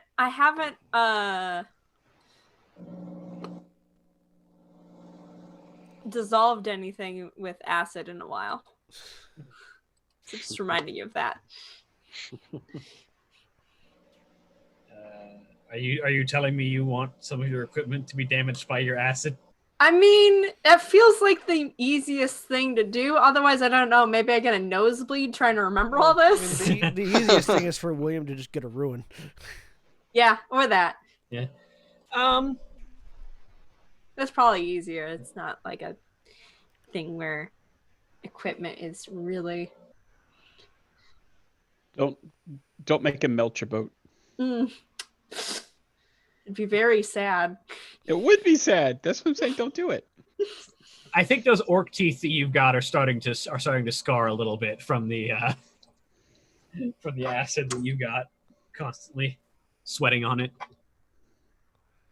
Oh, and I'll open my hand.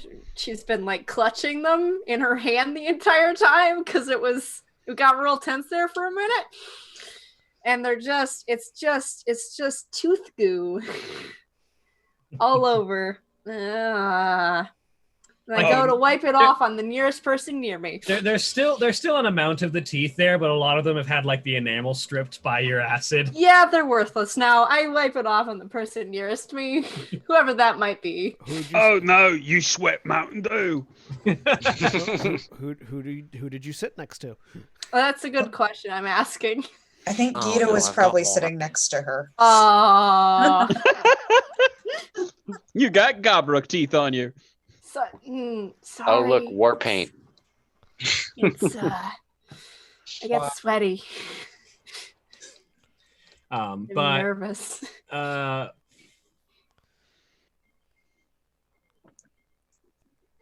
4 is not enough. 5 will get you a little bit, especially as being Ordo Hereticus. You'd be a little more familiar with this, Mira. Okay.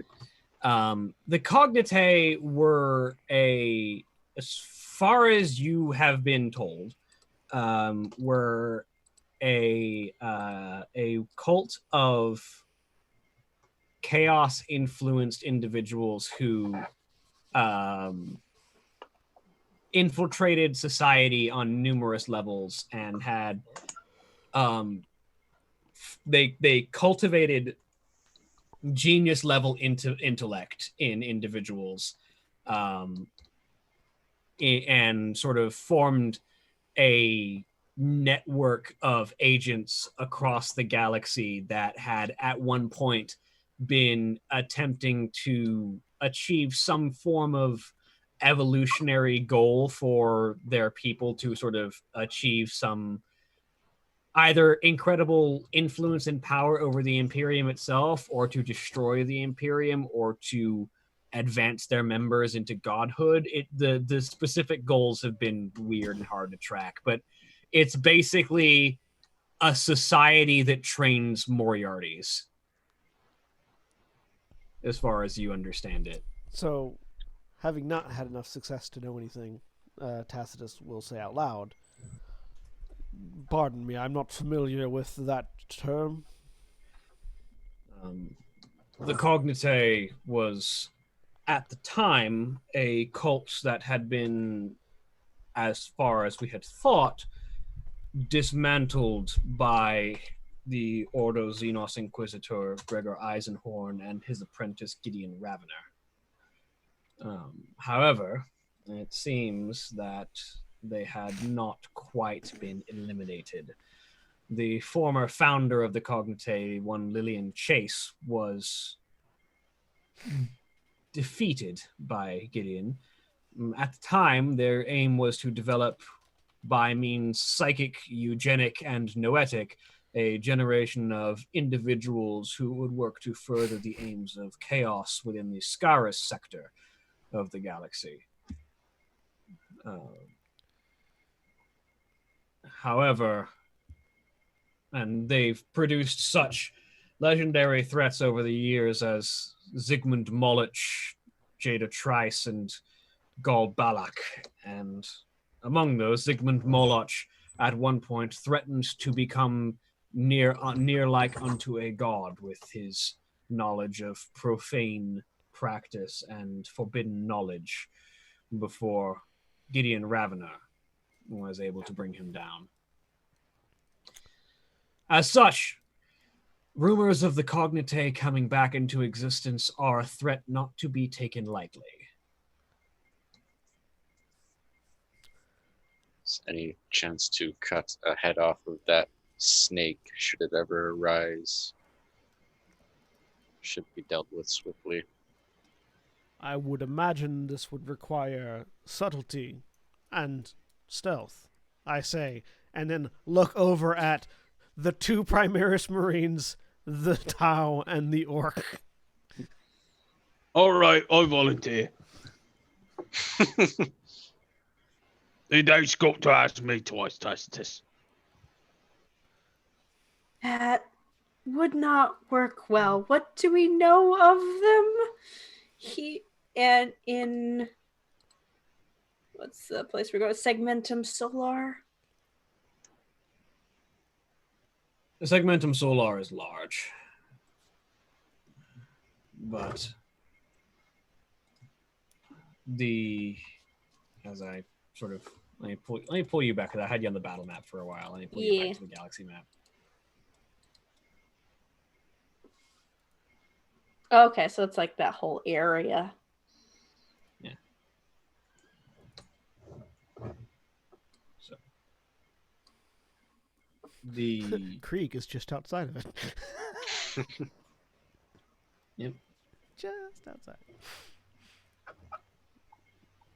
Yeah, the Krieg is technically in Segmentum Tempestus.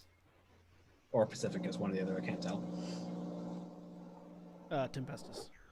Yeah. The line is that dotted line is the zoom out from Holy Terra, not a border line. Yeah. Yeah. We'll be looking into the Segmentum Solar near the border of Segmentum Pacificus, as it seems that their efforts from the Scaros sector, which had previously been in the Segmentum Obscurus, have shifted around the Cicatrix Maledictum through Segmentum Pacificus. They seem to have been skirting around the Great Rift to try and get closer to Terra.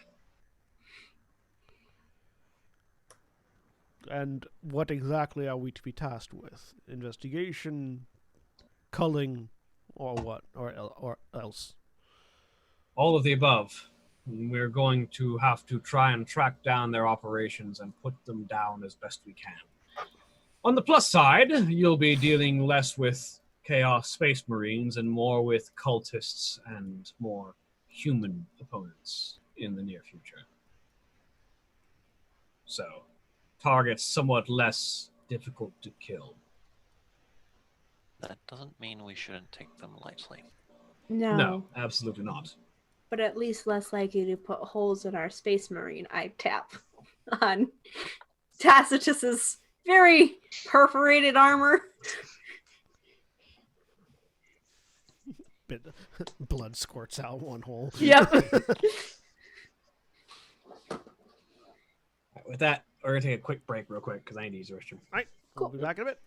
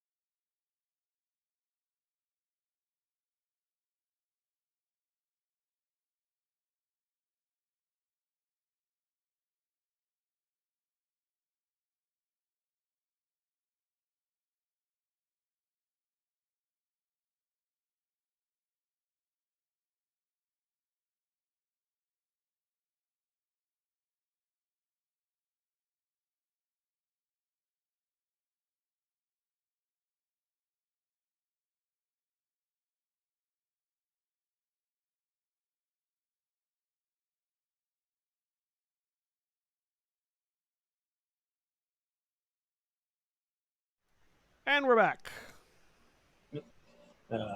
Our Shokais has had to depart for the rest of the episode, but will join us next time. But as the group reconvenes on the Umbra Draconis, I make my way to the Medicae.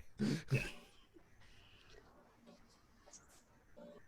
You make your way over to I have a list of the crew and I completely forget their names on a regular basis. Yeah, it happens. Sister Hospitaller Sariel, and she takes a look at you and gets to work on mending some of those wounds. She's going to make a Medicae test. I'm more bullet than man. Or as an orc might say, he's more darker than you, me.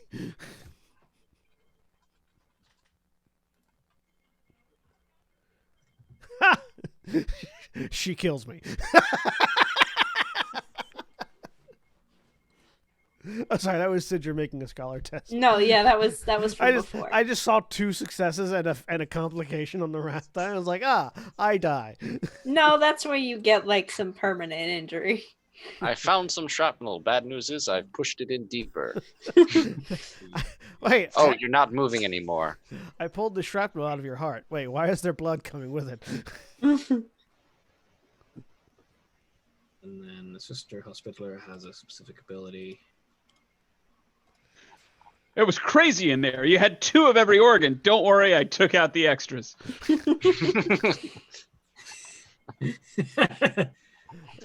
Somebody who's completely unfamiliar with Space Marine physiology tries to perform surgery on a Space Marine. Like, What the fuck is all this? Oh my god!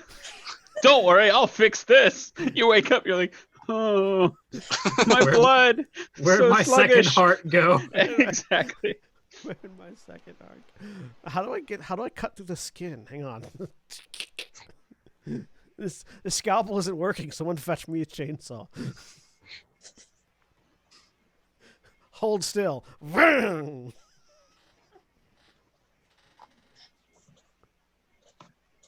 Even on a very basic level, it's like, all right, open your mouth, stick out your tongue.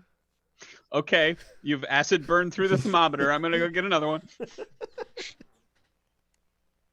So you heal 4 wounds and 3 shock. Well, I'm back to full on shock. And I've got 5 out of my 12 wounds. Are you all counting down from Yeah. max shock? Okay, Yep. all right. I'm gonna fix that. I think you can count either way, just as long as you know which way it goes. Okay. I count down just because it's easier for me. It throws me because it's swapped. I would normally do it, 7 out of 8, but it's 8/7. Yeah. Okay.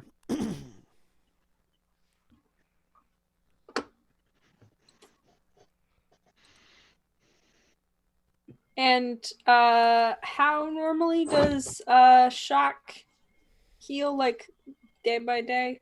So on a regroup, which is just a typical take an hour or a rest in dangerous situations, you recover all of your shock.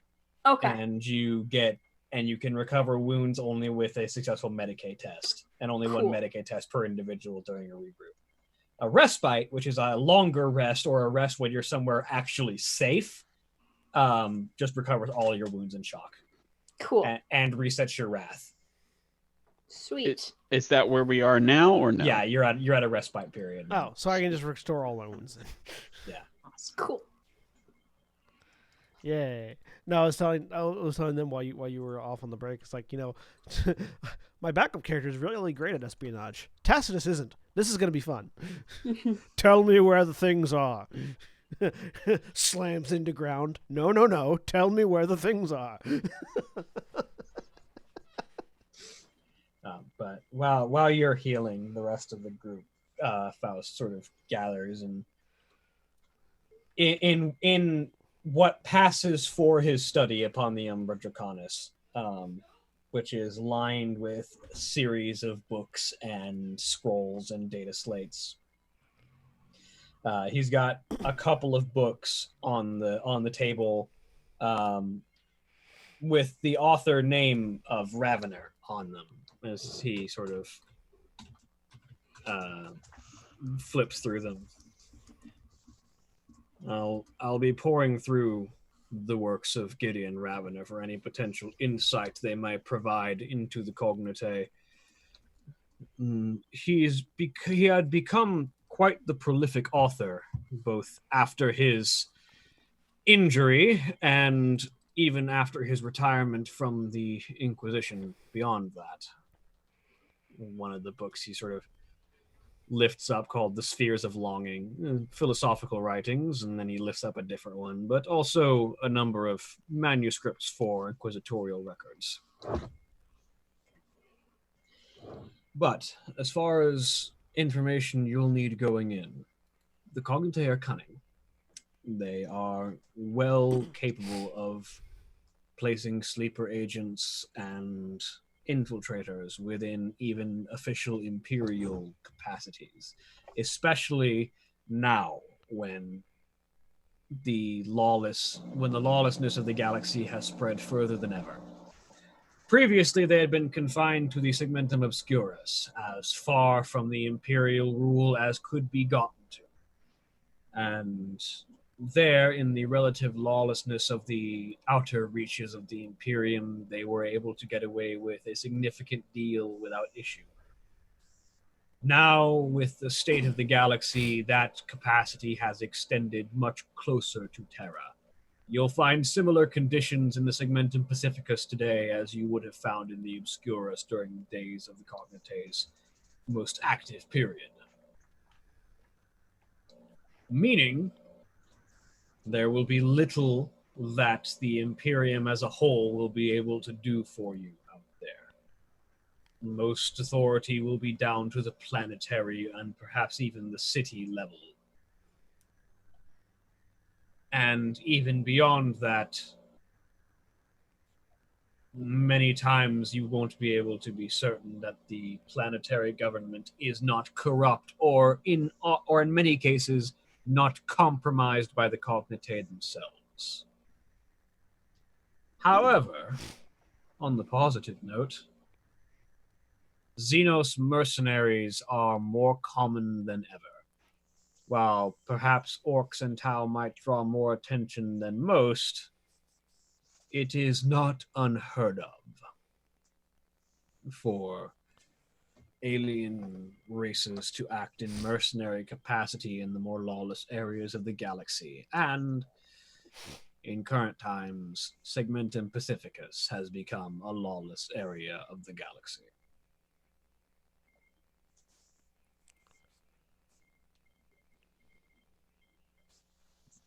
So you should have no issue moving in the areas we're headed to. Currently, their last known sighting was on a planet by the name of Noctis, which we will be heading to in Segmentum Pacifica.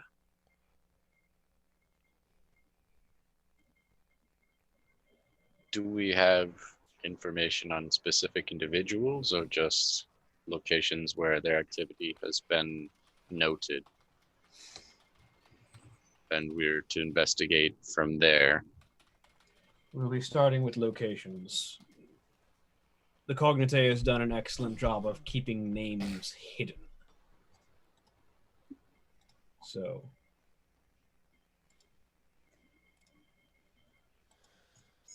we'll need to find persons of interest to further the hunt. The first stage is going to be finding who we're hunting. And out of character, would I have known anything about, like, I don't know, kind of tells or indicators?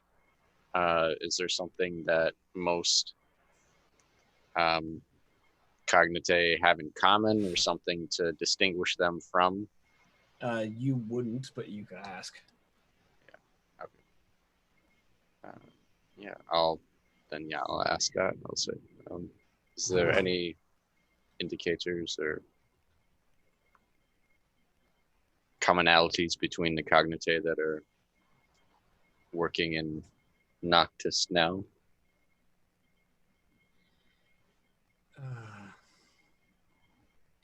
The one commonality among cognitae agents is a lack of commonality and a genius among its members. The cognitae exclusively works with the best of the best.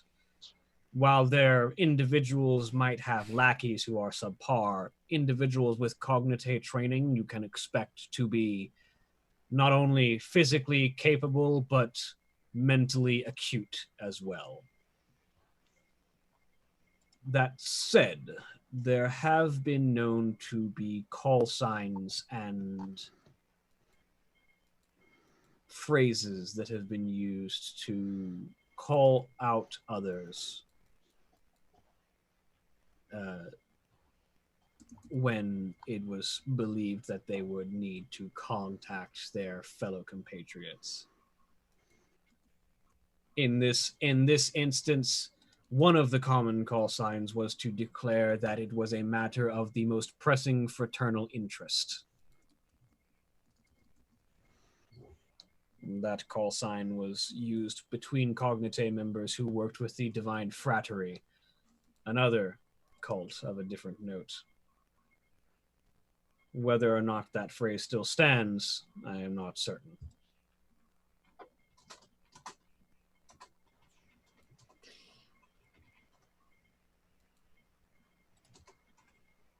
Right. Oh, go ahead.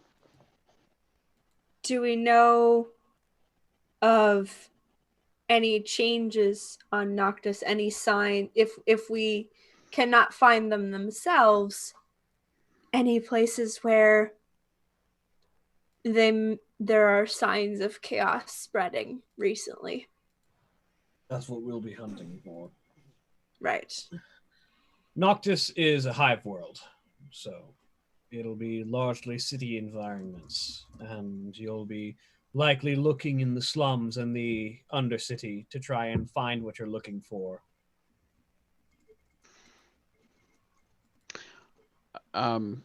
Do I know of any kill cruises or other ships, orc ships that would be in that general area? Trying to think what skill that would be for you.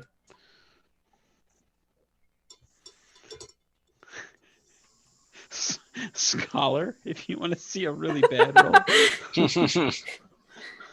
I mean, yeah, it would actually probably be Scholar, all things considered. That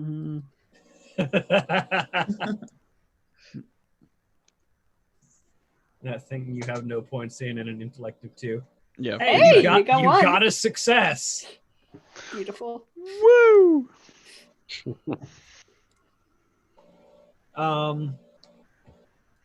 There's a few orc warbands that move out there. You personally, without a ship of your own, would have a hard time finding any of them, but you do know that you are more likely to find freebooter warbands in the areas where there's mercenary work to be had, where there's less imperial law, and where there is less general orc presence. So you might be able to locate some fellow freebooters out in Segmented Pacificus somewhere. Okay.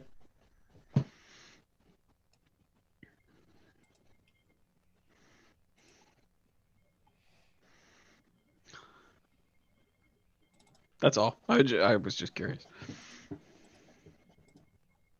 Any further questions?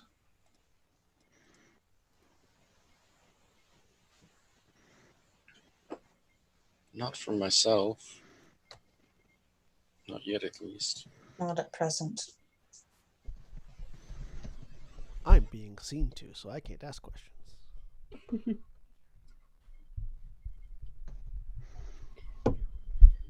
I'll be certain to fill in the librarian on this matter as well before we arrive. But once you do arrive, Noctis is a relative trade hub for several areas within the Segmentum Pacificus, which means that you'll be able to find most things that you'd be looking for planet-side, at least as far as Imperial equipment goes. So if you're in need of weaponry and armor when you're planet-side, you'll just need to look in the right place.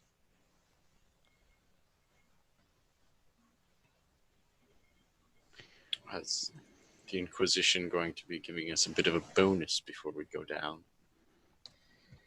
Well, you can, if there's anything on this ship that might be of use, you're welcome to it. Gabrick is out the door. Not of the ship itself. And say Gita would be right behind him. Where are the munitions? Gabrick is going there. Faust puts a hand to his temple. Right, there's an orc in the group. I need to be Yes. careful what I say in that regard. I apologize for asking the question so broadly. Gabrick, Gita's following Gabrick. Mm-hmm. Gabrick looks excitedly, and Gita says, "Quick, eat the biggest sacks you can find. We're just gonna fill them up." Then Let's be reasonable. And you're right. 2 big sacks. Remember, what's reasonable to you and what's reasonable to an orc are 2 different things. No big sacks until I see what you want to take. He is at this point probably just as he's running in. Does he know generally where the armory is? Vaguely. He is grabbing anything along the way that is not nailed down and shoving it into pockets and satchels. Oh boy. Okay, Gita is going to find a large sack. And she will tell him to put anything in the sack. Right. And yeah, so that's Gobrick's next few hours sorted. And So she will be carrying the sack. The sack will not be going back with Gobrick. then once he gets done, you just hand the sack off to someone else. Just hand it to Faust at the end. Sorry about that. Oh. But yes, It's like supermarket sweet. No, it's not. You'll remember. I realize I'm older than a lot of people here, but like way back, at least in the 80s, there used to be these like Toys R Us supermarket sweep style things. Yeah, the supermarket Yes. sweep stuff. Where it was like you'd be on a timer, and if you can fill up your thing and get to the checkout, if you can fill up your basket and get to the checkout before you're done or before time's up, then you get it all. Yeah. That's what Gobrick is doing right now. It's immediately what popped into my head too. but yes, Faust says to the people who are still in the room. Yep. Yeah, Yeah, Mira. As soon as Gabrick left, and he just pinched her nose and then apologized. But yes, if you require an upgrade of equipment and the ship can provide it, it will be provided for you. Does the ship have Terminator armor, and can I get a Crux Terminatus? No. It's an Inquisition ship, not a battle barge. I mean, you had to ask. I feel like, I may have earned Terminator honors. But our supplies are not limitless, but we may be able to provide some additional weaponry and potentially some upgrades to your current equipment. Anything else you'll need to find on planet. Right.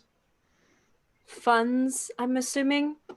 Yes, you'll be given a supply of thrones, which will help with the matter.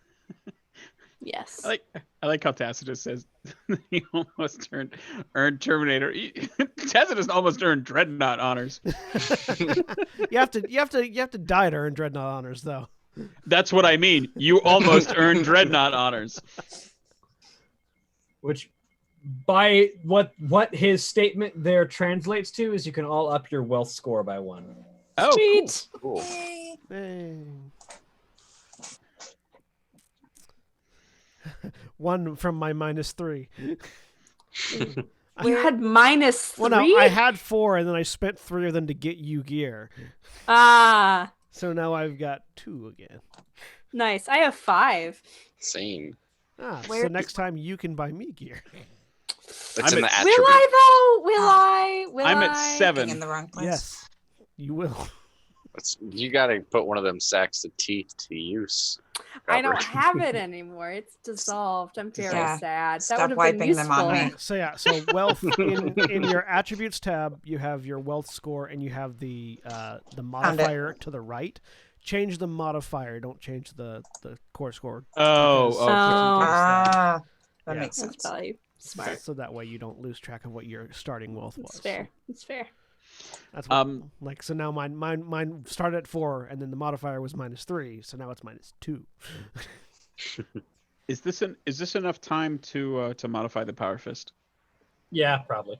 Okay. I with bits and pieces that I can grab. You can either turn it into a power fist with the orc keyword or into a power claw. I'm gonna look at those stat-wise before next week. Is that okay? Yeah, that's fine. Sweet. Yeah, I'm gonna see what. So yes, I will. When briefed, I will raise the question to the Inquisitor: would not a Deathwatch Marine and a member of the Space Wolves raise more eyebrows than the Xenos would in such lawless areas? Gene-enhanced warriors are not uncommon among these places. While your livery might be notable, your status as more than human is not unheard of. You'll certainly stand out more than the orc will. Might not stand out more than the Tau. Should we take pains to? You can hear the pain. You can hear the disgust in the voice. Disguise our armors. I will leave that decision up to you. Look, Tacitus, if you go in there like that, everyone's going to be looking at you and thinking, how fast can I peel that armor off and sell it to the next? Good. That means our enemies will come to me rather than me having to go to them. True, but they are not the people that we generally, are looking for. If we depopulate a planet, we will get the people we're looking for. The reason Yes, but there's terror. there's a reason I'm not going to just declare an exterminatus upon the planet. It's like an exterminatus, but slower. It's like a manual everyone is- exterminatus with more door kicking and buildings burning down. If everyone is afraid of the guy in power armor walking around the street, though, makes chaos have an easier time take hold.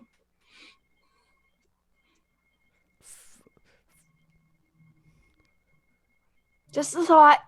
Bye! Typically, we find that fear is actually the power we use against chaos.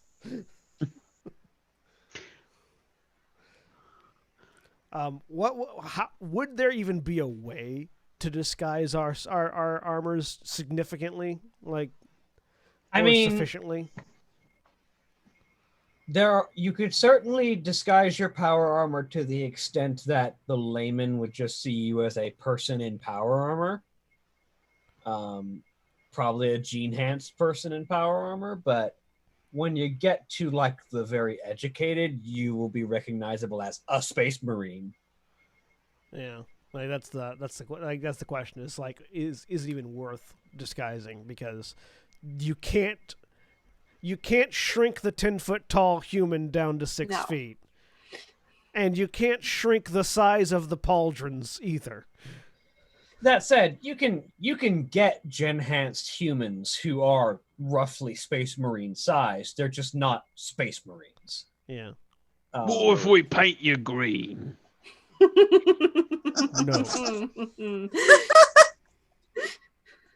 Is there How about we get you a Purple poncho would be like the color you're citrus? looking for. If you paint me green, I will look like a Chaos Marine and get shot by other Space Marines. Well, we don't want nobody to notice. I mean, that's why we're not painting them purple. We just want them to look proper orky. I mean, they're still kind of scrawny, but I might do in a pinch. There's no orc social media for local clusters, right? Like Next Orc or something. I mean, Orc book. orcs have some variety of interstellar communication of some kind. No one really knows Oh, too much the about weird it. the weird boys gather together in their huts and talk to each other. It's like on The Good Place. You just open a weird boy's mouth and shout into it like they do with Janet's. Weird boys are the communication devices. If you gotta make a call, you talk to a weird boy. I think it's called DACA, and it's just the symbol of a bullet. And you just say something, you yell at your gun, fire it in the air, and it reaches who it's supposed to reach. I gotta place a call, grab the nearest weird boy by the chin, open him up. But one way or the other, I would nothing that Gobrick would have access to on this ship, right? Probably not, no. Okay, all right, fair. You do know that on like the short range, orcs tend to use either just like straight Vox transmissions or shoutas, who are orcs with overdeveloped lungs who just shout what needs to be heard across the battlefield. Yeah. Just real loud. White, you're a shouter. What if we orked up your armor? Again, I would look like a Chaos Marine, and that would be a problem. Why must we be orcs? Because he's saying that orcs is going to stand out less than Space Marines. The issue, Gita, is that our armor will... He would have said beakies, I'm sorry. The issue, Gita, is that our armors are distinct, which is important, but in such a place, it will also mean that we will have a harder time gathering information.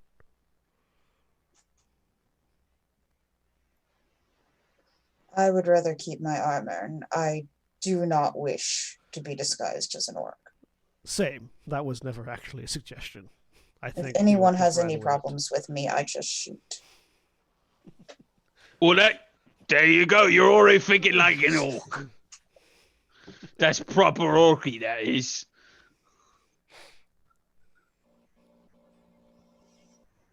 Mira, do you want to disguise? No, I'll be fine. Right. No disguises then. I'll get some disguises. You are the person who is least in need of a disguise. What if I want to look fancier? disguise Sidra as a Space Marine.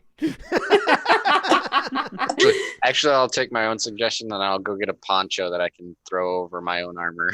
That's There you go. the extent of my disguise. With the wings sticking out the back. Yeah, I look like I got a big backpack underneath my poncho. Mm-hmm. I didn't say it was a good disguise. So, But it's the extent that she's willing to cover up her armor. There you go. what That's fair. preparations and interactions do we need to go over during the trip to Noctis? So I would like to upgrade my pistol if possible. What upgrade would you like to put on it? A different pistol. I have a heavy. What type? I have a heavy bolter pistol. I would like to get a better pistol. That's but my only category is better than a bolter pistol. I don't know if they have I've tried previously to see if I get like a plasma pistol, but they didn't have any at the time. I'd be looking for I don't know off the top of my head what they're called, but like Tacitus has something that amplifies his psychic powers, right? Yeah, I've got Some a crown. if I can get something like that, that would be super useful, I think, because I'm using those a bunch recently. I can't remember what they're called off the back of my head or what they cost, but 1 second. I will find the name for you because it'll be in the Agents of the Imperium section. Psyker starts out with a force rod, I think. I've got a hang on. It is a psychic hood is what I've got. yeah. Which adds a dice to my psychic mastery test and lets me re-roll 1 wrath dice per psychic mastery test.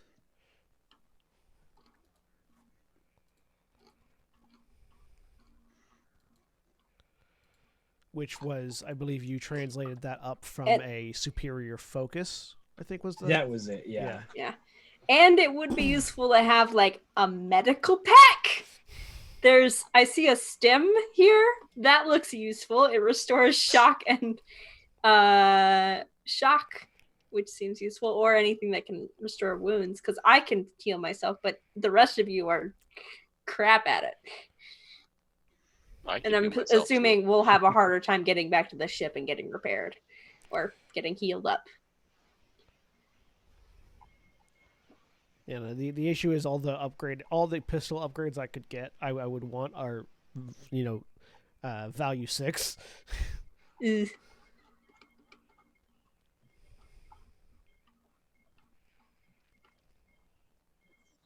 Yeah, let's see. Where's my bolt pistol is value 4. Yeah, medikit, it looks like, is a value 3, so that should be... You've got more than 3. If you've got more than 3 wealth, then yeah. Yeah. It should be easy for you. Just make me a wealth roll. Okay. It's uncommon, so it won't be hard. Mm-hmm. Wealth. How do I roll on wealth? Attributes. Yeah, there's not a dice roller next to wealth. It says not applicable because you don't. According to the character sheet, you don't roll wealth. Yeah. Oh yeah, let me just check. You roll influence, remember? Sorry, yeah, roll me an influence test. Ah, That's okay. what I'm looking for. Yeah. Yeah, you don't roll wealth. You roll influence. I got 2. My influence is terrible because I get minuses to it from being a mutant. A mutant. Let me see real quick. Because there's a thing about acquiring things. A thing about acquiring things, you say? Yeah. Influence, rarity, and wealth.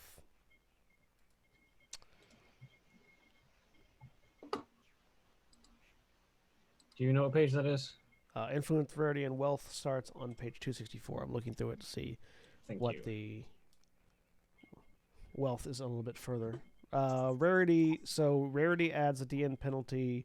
Common is 0, uncommon is +2, rare is +3, very rare is +4, unique is +6. Desired goods service not always immediately at hand. Finding a high quality weapon in a backworld rules for more difficult, blah blah blah. Medikit is uncommon. Rarity affects the DN a game master sets for an item to purchase. So you set the DN and then the rarity increases it. Yeah. Game Master may rule if they wish that the rarity DN penalty does not apply if the circumstances are appropriate. For example, locating a plasma weapon where it is not considered rare, such as the Forge World, should not incur a rarity penalty. Yep.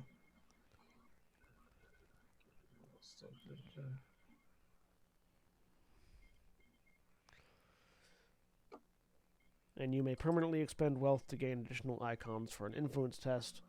For every icon gained, reduce the character's wealth by 1. Wealth is spent after the initial influence test, not before. Let me see if I can find the traits.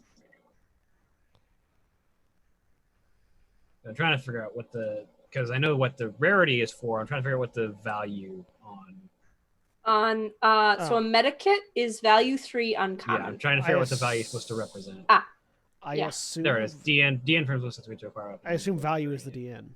Yeah, value is typically going to be the DN. Mhm. If you So- want to spend one of your wealth, you can grab that medikit. You're only one icon short.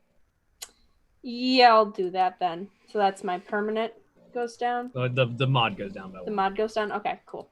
So I would have to. So, for instance, in order to get a plasma pistol, which is a rarity 6, I would have to get 9 icons normally, depending on what the armory of the Umbra Draconis has. Would up or would lower or raise that. Yeah. And then a hood, that thing. With that, Superior focus. I know I saw it somewhere. Where the hell did I see superior focus at? I have no idea.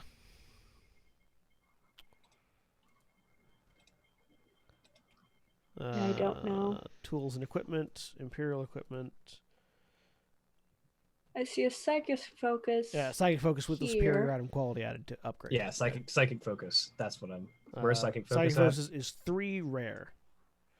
Yeah. Value is 3 rare. What page is that on? The description for it is on Page 310 of the PDF 309 Yep. on the sheet. Yeah, there you go. Yeah. Yeah, psychic focus. and the superior Yeah. version from what you designed is it's that as well, but you can reroll Wrath if on a psychic test once. Yeah, but yeah, like a basic psychic focus. This is an Ordo Malia ship. You wouldn't be at the rarity penalty, so you just need 3 on an influence test. I just need 3? Okay, let me try it. My influence is terrible. Here we go.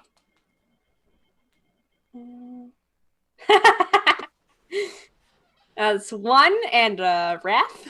I'll gain a ruin. complication? I will gain a ruin for that. So, Okay. But you can spend 2 more wealth if you want to grab that. Yeah, you know what? Might as well. I'm sort of tapped out of things. It's good. But you gain a psychic focus and a medikit. Sweet. I'm excited. So superior psychic focus. Ooh, that'd be neat, but I don't think you'd have it.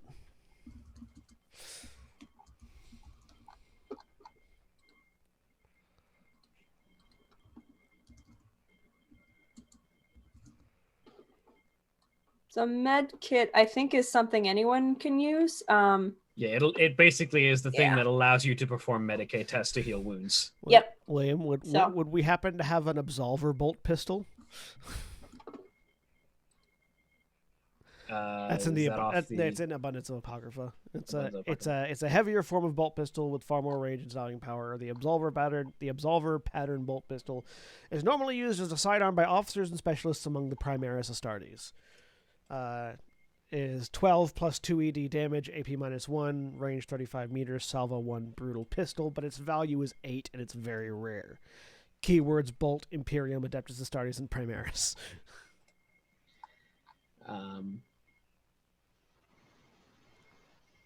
Probably not. Yeah, no, But probably not. I would have to get exalted icons on each of my dice in an influence roll before you add the rarity modifier. After you add the rarity modifier, I just can't get it.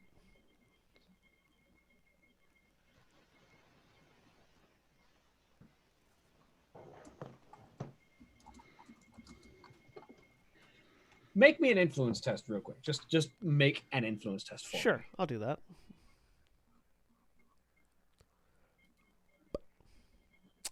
Three. 3? Yep.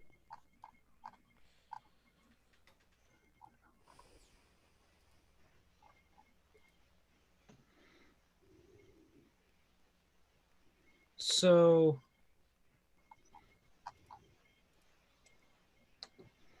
while they can't necessarily provide you anything that would particularly be a better just straight weapon, they can offer to improve the bolt pistol that you have. How so? With let's see, Tacitus is like, go on. Continue, please. Let's see here. So they can give you one of three possible upgrades.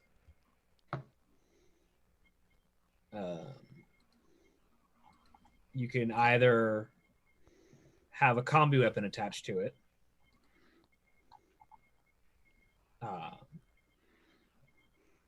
which they could attach a flamer to. They could attach a flamer to your pistol if you wanted to. Okay. They could give it the Master Crafted upgrade, which gives it steadfast and additional 2 dice.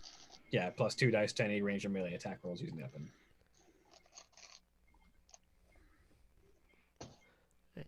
Anything else, or am I just going with Mastercrafted because that's definitely the one? Or,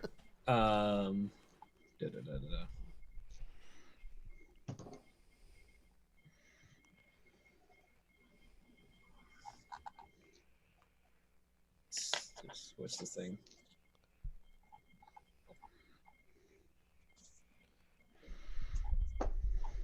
Or they can provide it with a prey sense sight. Mastercrafted. Mastercrafted. I will gladly have my pistol turned into a Mastercrafted bolt pistol.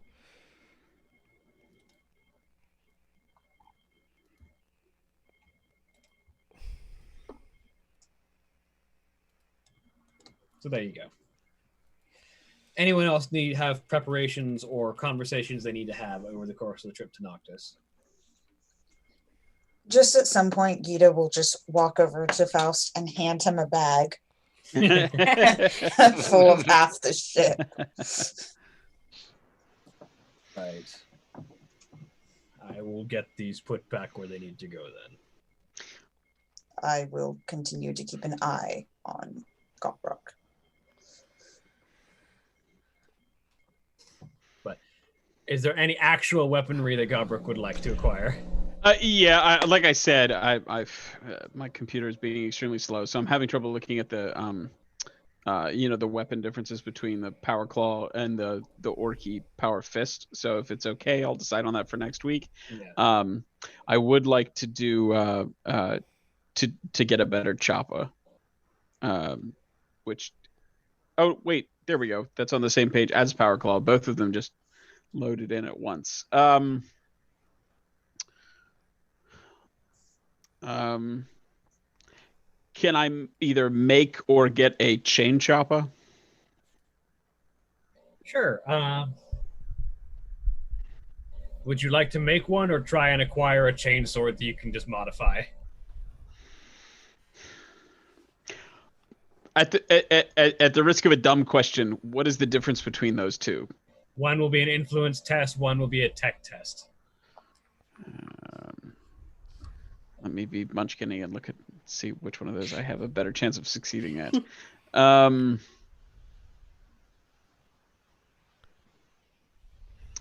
Where's influence? That's under attributes? Yeah, it's under attributes. Oh yeah. Yeah, I think influence. That's just to make one, right? Yeah. Well, the influence is to find one that you can repurpose. By the way, the difference between a power fist and a power claw. The power fist has 7 + 2 ED, where the power claw has 6 + 3 ED. The power claw has extended range, where the power fist does not. The power claw has a range of 2 meters. But the power claw has unwieldy 3, where the power fist only has unwieldy 2. I think as I mean, the unwieldy factor wouldn't really inconvenience Gobrok because of his strength, but I think being true to the fiction, I mean, it's definitely a power fist. It's not a power claw. I mean, so the weapon that you were working with was basically a piston, like a set of piston hands that the Iron Hand had. You could very easily attach blades onto that and turn it into a power claw. Whereas right now it's functioning as a power fist. Ooh. Okay. So it's up to you. Yeah, well, okay. Yeah, he probably would put blades on it, use it as power claw then. Because Because all the orky tag does is just make it impossible for a non-orc to use, right? basically, yeah. And the difference is the power fist hits harder but has a shorter range. The power claw has one less damage but has an extra range. They Okay. well they hit at on average the same. It's just that the guaranteed damage on the power fist gets turned into another extra damage die on the power claw. Because the power fist is 7+2, the power claw is 6+3. Yeah. Which is way more orky to have variability in it. Yeah, They have the same AP, and the power claw can hit someone who's one step further away. I guess probably the power claw then. Okay, so And yeah, I'll roll with influence because I have 9 dice in that as opposed to 3 dice for a tech roll. Should I go ahead and make that roll now? yeah, go ahead. Okay. This will actually be easier than the thing says because the chain sword is everywhere. Yeah, you got what you need. Okay. Fair. All right. Excellent. I will add those to my sheet. Acquire chain chopper. Item get sound plays. Fancy lad. Yeah, fancy lads on the shoulder. Oh, I think that's it. Unless anybody else had anything else specific that they wanted. Oh wait, Holly, did you want to get a better weapon than your knife? I would like to get a better knife. Would you like to get a better knife or potentially a sword or an axe? Maybe an axe, I think. Ooh. Would you like to acquire a power axe? Yes. Okay. So go ahead and roll me an influence test.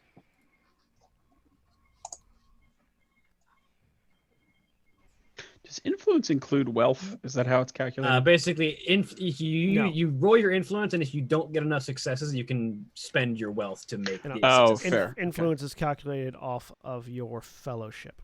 Or for an Yeah. orc, is actually off your strength. Oh, that's why it's so high. Okay. Yeah, I was gonna say, wow, you have 9. Sheesh. No, but that's I forgot about that. Yeah, for orcs it's strength.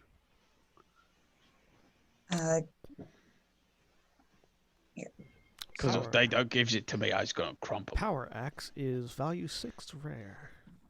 2 successes. So,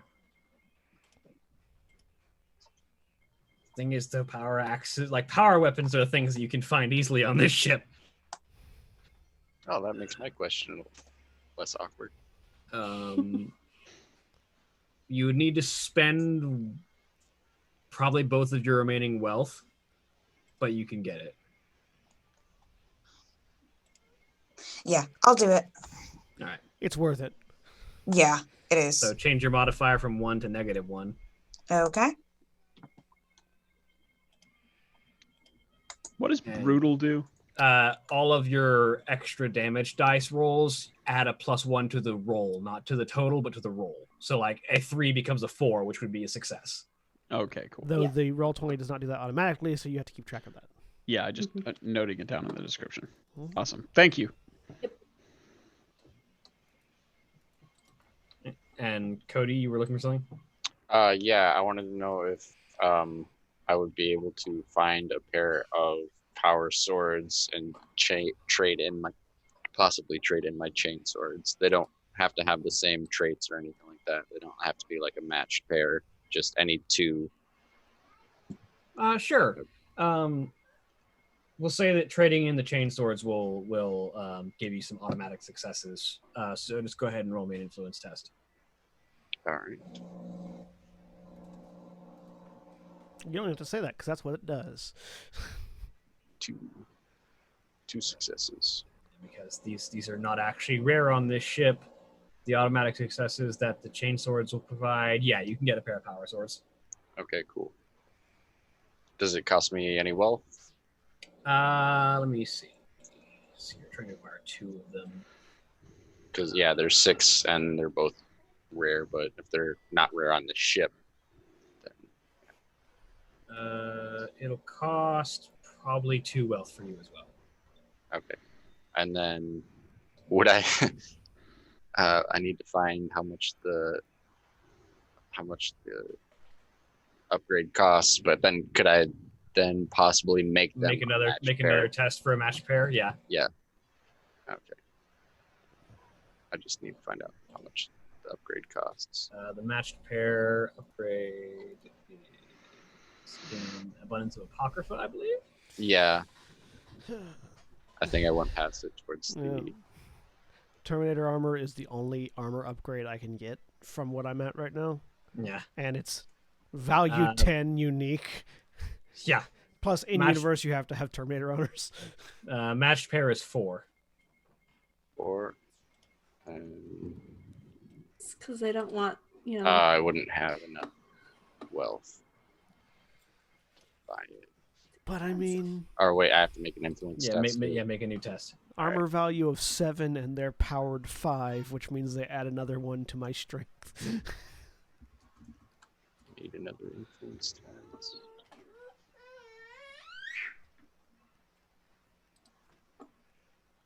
It'll load eventually. That's 3 successes, so you only need to spend 1 wealth to get there. All right, I will do that. Nice. Cool. So now you have a matched pair of power swords. And with everyone having made some purchases and upgraded some of their equipment, that is where we'll send off for the week. All right, say goodbye, everybody. Bye. Bye, everybody. Bye. Goodbye.